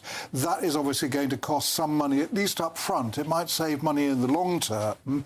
And then, of course, although he's rowing back a bit on it, there's the question over whether the personal allowance will, at some stage, increase. And then there's the socialist dream, which could be the taxpayer's nightmare, of nationalising utilities. How long's a piece of string? It could be hundreds of billions of pounds. Yeah, hundreds. I don't think you're going to find utilities are going to be nationalised. It's just too expensive. If you nationalise the water industry, that's 100 million. If you nationalise energy, it's 90 billion just to give the money back to the investors. Before you even put a spade in the ground. Yeah, and double that if you're going to actually pay them what their shares are worth at the moment. So the idea of full-scale nationalisation, while it should happen, I mean, I'm a great great believer in public services and public utilities being in public cutting control. universal credit for foreigners? Well, ending the asylum racket. You're talking small beer here, so you're 10 billion? That's not small beer. Well, if it is 10 billion, I mean, I actually don't believe that figure. But the whole thing is that we're talking about 100 billion for water. So even if you've got 10 billion in your pocket, it'd be difficult to use now. Okay, Nigel, thank you very much. Now, still to come, the NHS Trust that released the Nottingham knife psychopath Vauda Callaghan before he went on to kill 3 is being investigated for corporate manslaughter by the police. Dr. Sanjoy Kumar, the father there of Grace O'Malley Kumar in the centre, joins me next in the studio in Westminster. But first is your traffic and your travel updates. Stay safe and stick with us.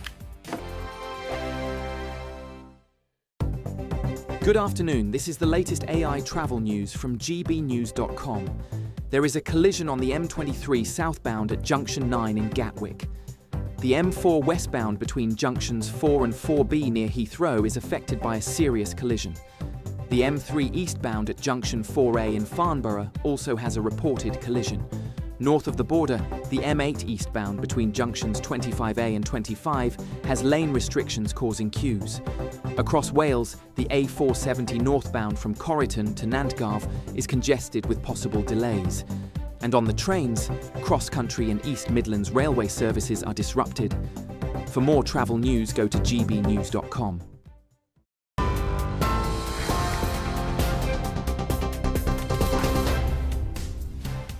Good afternoon. The headlines at 5:33. The widow of police officer Andrew Harper has said it is deplorable that 2 of his killers are being considered for early release. Earlier, the Prime Minister said the main perpetrator in the killing of PC Harper will not be subject to any early release, but two of his other killers may still be let out early. Elsewhere, US President Donald Trump has renewed his threats to attack Iranian infrastructure, saying the US would bomb and destroy one bridge or power plant any time Tehran targets a ship in the Strait of Hormuz. The president spoke a short while ago from Joint Base Andrews. You cannot let Iran have a nuclear weapon. They won't have a nuclear weapon. They're going to pay a big price. They're being decimated. The former CEO of Southern Water has been charged with conspiracy to defraud authorities over allegations that he was involved in a plan to manipulate water quality tests to avoid millions of pounds in penalties. It's alleged that Matthew Wright conspired with his co-defendants to defraud the Environment Agency and Ofwat between 2012 and 2017. He denies all wrongdoing. And a new video has been released of Prince George as he celebrates becoming a teenager. George, who turns 13 today, is seen playing cricket on the beach and enjoying the sun with his brother, Prince Louis. Those are your latest GB News headlines. More from me at 6 o'clock. Tune into GB News Radio wherever you are. Online, on DAB digital radio, on TuneIn, on Radio Player, on Nation Player and on your smart speaker. Just say, play GB News.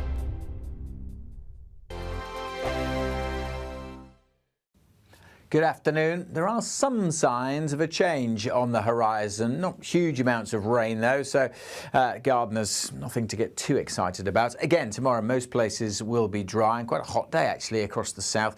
Could get close to 30 Celsius again. High pressure is dominating, but weather front's just trying to topple around the top, and that will be the start of the change that we see. We've already seen quite a bit of cloud over northern Scotland today. Some outbreaks of rain and drizzle continuing here for much of the night. The odd shower getting into the north of Northern Ireland, and perhaps 1 or 2 showers over northern and eastern England through the evening and overnight as well. But most places just staying dry. A mixture of cloud and clear spells. Where we've got clear spells, temperatures will dip down into single figures in the countryside, but most towns and cities holding up with quite a warm night, actually. Could be a bit misty first thing in the morning, but any mist across the south should clear away. Could be a bit murky around the coasts in the northwest. Certainly rain and drizzle likely over the highlands coming and going through the morning here, and it might be a little bit damp and drizzly in parts of Northern Ireland too. The odd shower possible down the eastern side of England, but it will just be the odd light shower. Most of England and Wales dry, and certainly much of Wales, central and southern England will see plenty of sunshine again during Thursday. The breeze always coming in and around the north could generate a few light showers over eastern England, but again, not much for farmers and gardeners to get excited about. Most places won't see these light showers, many areas just staying dry, and even the rain and drizzle tending to ease off across northwest Scotland. So many areas seeing lots of afternoon sunshine, lifting the temperatures 23 degrees in eastern Scotland, 24 down the east coast of England, in the south 28, 29, perhaps even one or two places a degree or so higher than that. Through Thursday night, not a great deal of change here. A balmy summer's evening across the south, but weather fronts will try and make some progress in, so particularly as we go into the weekend, we will see some cloud and rain, and it will also turn a bit cooler. Exciting news. Every Friday, my Patrick Christie's Tonight Show is going to have a twist to it. We're welcoming some special guests. You. That's right, on Fridays I'm going to be doing my show in front of a live studio audience, because this show is about you and what you have to say. It's going to be the same big debates, same big topics, same big opinions, but every Friday night at 9 p.m. you are invited to come on down to Patrick Christie's Tonight to be a part of the action. Only on GB News, the People's Channel, Britain's news channel. Britain is not just a geographical expression. We are a people bound together by history and culture that are distinctively British. Join me to celebrate our music, theatre, artworks and literature, which we can explore and enjoy together. Everybody's welcome. Sunday with Michael Portillo. Every Sunday at 11 a.m. on GB News, the People's Channel, Britain's news channel.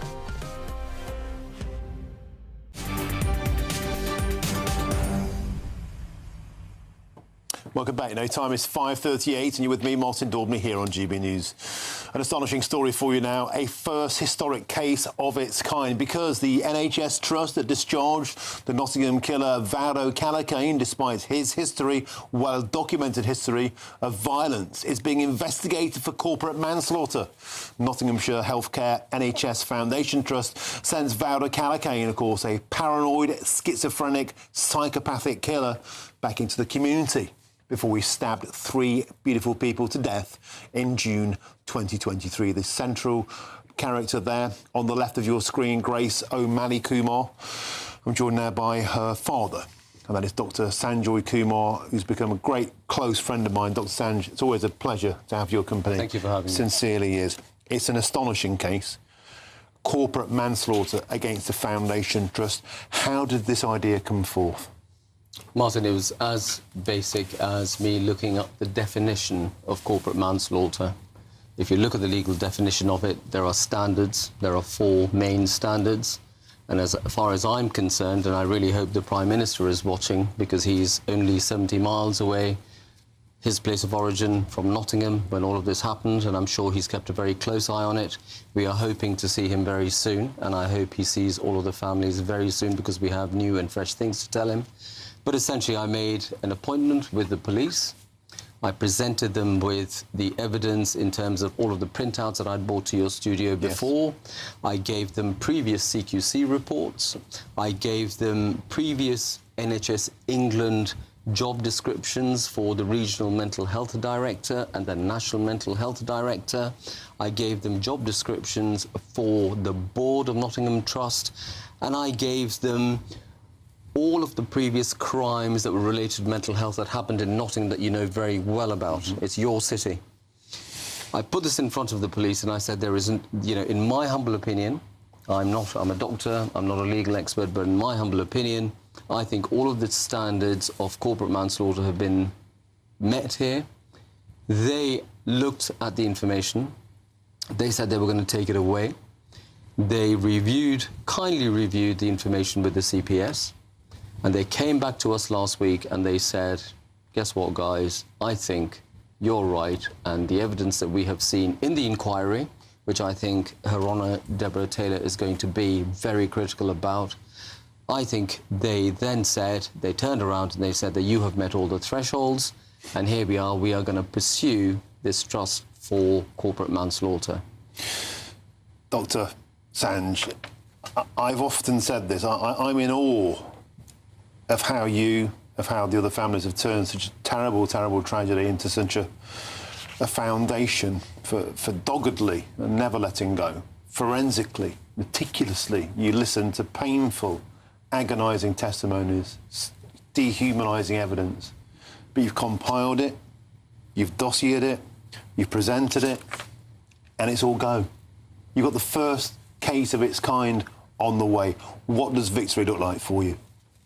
Martin, there is no victory for me. I've lost the love of my life, who was my daughter.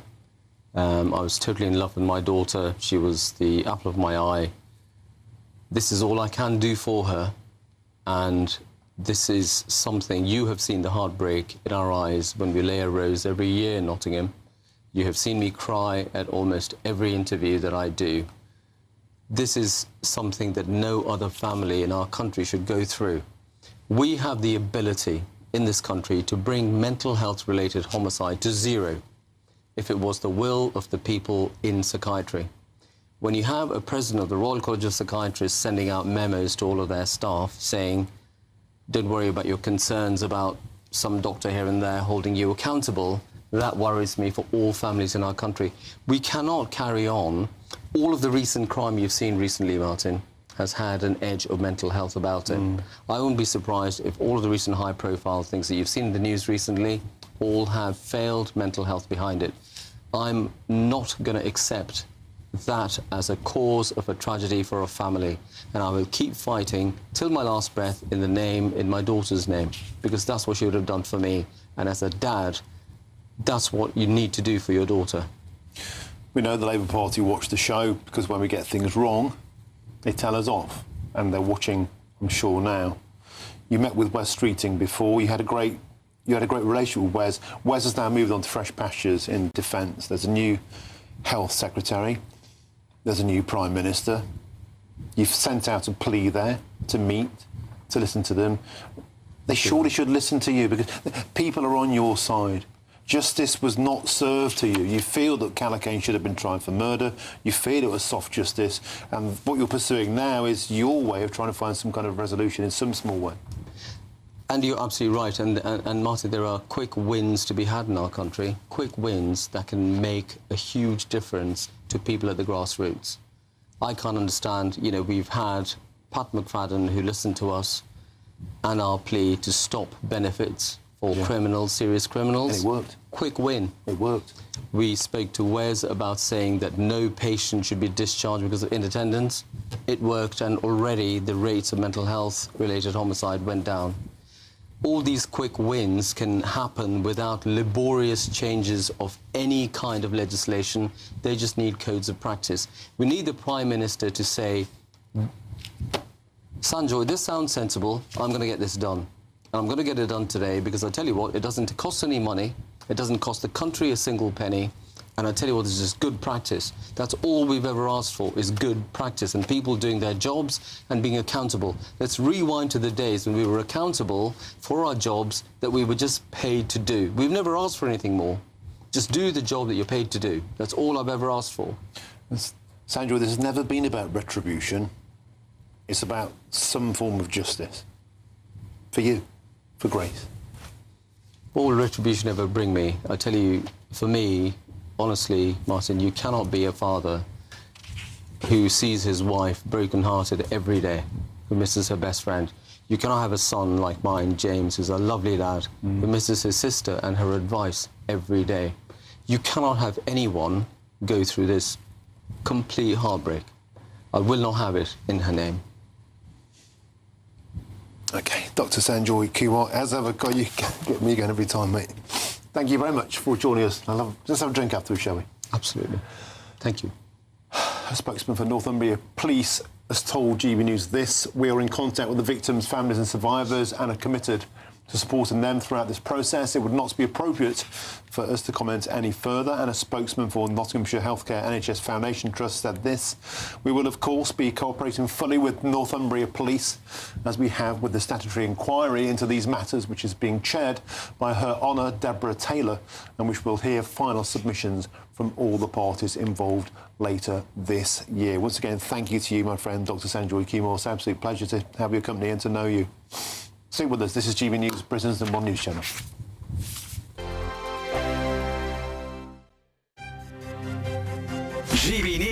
Breakfast, every day from 6 a.m.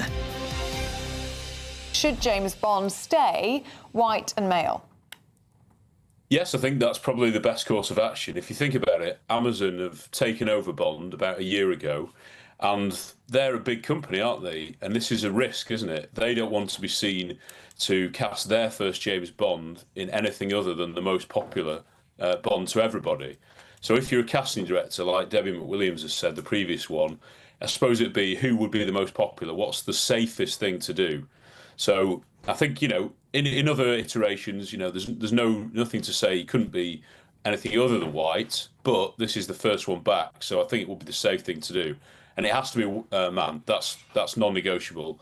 I think audiences would instantly be complaining, and they want as little controversy going into this new film as they can. The People's Channel. Martin Daubney. Weekdays from 3 p.m. With the football, a row has erupted. A racism row again, this time at a Kent secondary school after pupils' children were allegedly told to scrub painted England flags from their arms because, you've guessed it, they were deemed as racist. Is this the woke flag monitors simply spoiling everybody's fun? Now, look, if we are going to police flags, that's clearly a problem. I think there are lots of people who feel negatively towards the England flag because of what it's represented in the past, and that's a real shame. But it's nice to see that new generations, you know, I'm the son of immigrants and I don't feel that. I haven't inherited that, and that's really positive. Look, so we should be able to, especially during a football match, fly that flag with pride and enjoy it. I know that part of the world a little bit. I travelled to Broadstairs, Thanet, Sandwich. You see the Union flag, and particularly the England flag, everywhere. Yes. Even under normal circumstances, you see the England flag being proudly flown. So this is completely insane. The People's Channel. This is GB News, Britain's news channel. There was a Ryanair flight from Thessaloniki in Greece, and a part of the plane hit the window and pulled it out. And so this man, a 61-year-old Serbian man, was sucked out of the window. And his wife, she says that she was desperately holding onto his legs to keep him inside the plane for 5 minutes. Wow. It was horrendous. Apparently the aircraft did eventually land normally and passengers were safe and a replacement airline was sent. He was taken to hospital with friction burns. It was a part of the propeller had come loose from the engine and it had hit the window, and that's what had taken the window out. So it wasn't as though it was thought to be loose in the first place. But can you imagine? No. I mean, don't want to. Unbelievable. I'm not a good flyer, I have to admit. This terrifies me. GB News, the People's Channel.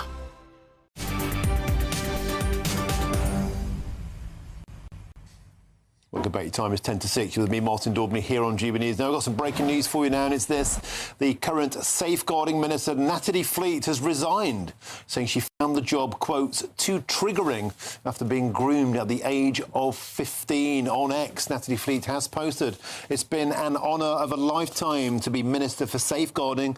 Quickly found contents overwhelmingly triggering. Did bravest thing I've ever done and told PM's team I sadly couldn't stay." That's Natalie Fleet, Member of Parliament, I think for Bolsover in Derbyshire. She said she has resigned from the Minister for Safeguarding position today, and she said victims deserve someone at their best. I wish my successor well and will do all I can to support them. Natalie Fleet there, Labour Party, resigned as the Minister for Safeguarding. Now, moving on, civil servants could face being sanctioned if they fail to use the preferred pronouns of a transgender colleague, leaked Whitehall guidance has revealed.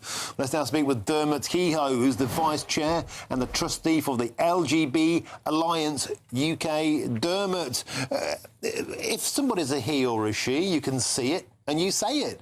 How do we know if someone's a they, them?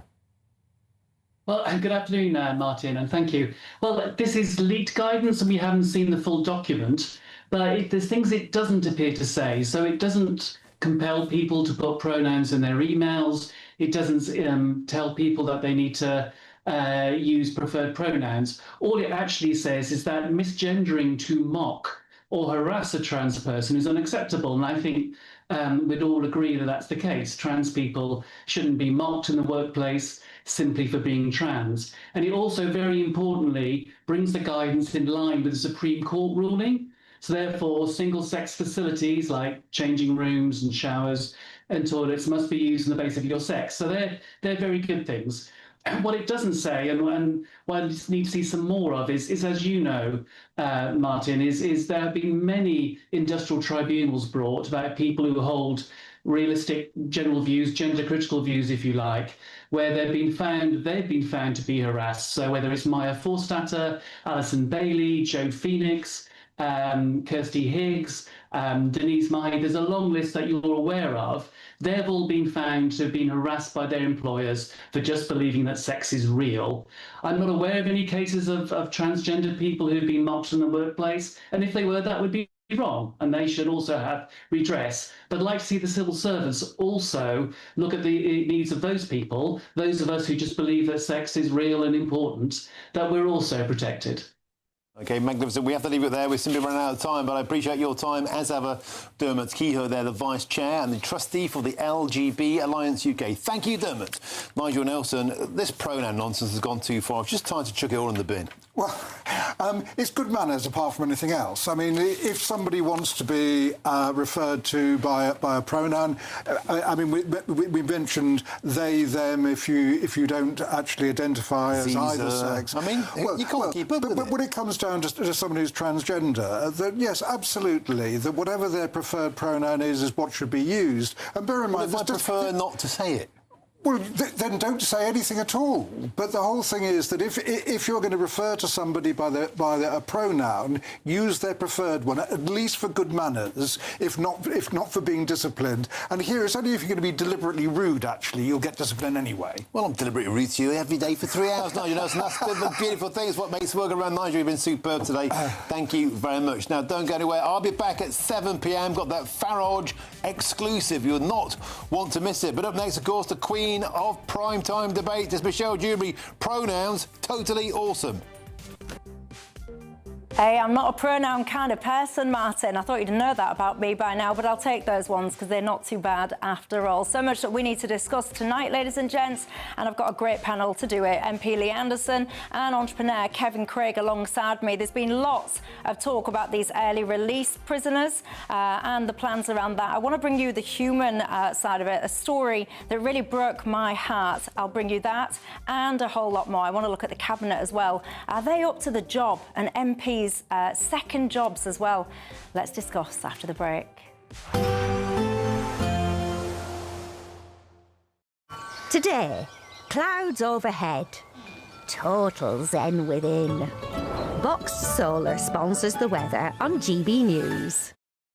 Good afternoon. There are some signs of a change on the horizon. Not huge amounts of rain, though, so gardeners, nothing to get too excited about. Again, tomorrow most places will be dry and quite a hot day, actually, across the south. Could get close to 30 Celsius again. High pressure is dominating, but weather front's just trying to topple around the top, and that will be the start of the change that we see. We've already seen quite a bit of cloud over northern Scotland today. Some outbreaks of rain and drizzle continuing here for much of the night. The odd shower getting into the north of Northern Ireland, and perhaps 1 or 2 showers over northern and eastern England through the evening and overnight as well. But most places just staying dry, a mixture of cloud and clear spells. Where we've got clear spells, temperatures will dip down into single figures in the countryside, but most towns and cities holding up with quite a warm night, actually. Could be a bit misty first thing in the morning, but any mist across the south should clear away. Could be a bit murky around the coasts in the northwest. Certainly rain and drizzle likely over the highlands coming and going through the morning here, and it might be a little bit damp and drizzly in parts of Northern Ireland too. The odd shower possible down the eastern side of England, but it will just be the odd light shower. Most of England and Wales dry, and certainly much of Wales, central and southern England will see plenty of sunshine again during Thursday. The breeze always coming in and around the north could generate a few light showers over eastern England, but again, not much for farmers and gardeners to get excited about. Most places won't see these light showers, many areas just staying dry, and even the rain and drizzle tending to ease off across northwest Scotland. So many areas seeing lots of afternoon sunshine, lifting the temperatures. 23 degrees in eastern Scotland, 24 down the east coast of England. In the south, 28, 29, perhaps even 1 or 2 places a degree or so higher than that. Through Thursday night, not a great deal of change. A balmy summer's evening across the south, but weather fronts will try and make some progress in. So particularly as we go into the weekend, we will see some cloud and rain, and it will also turn a bit cooler. Today, clouds overhead, total zen within. Box Solar sponsors the weather on GB News. Thank you, Britain, for the thousands of you who are becoming friends of GB News every week. You're not only watching and listening to our programmes, you're becoming part of them too.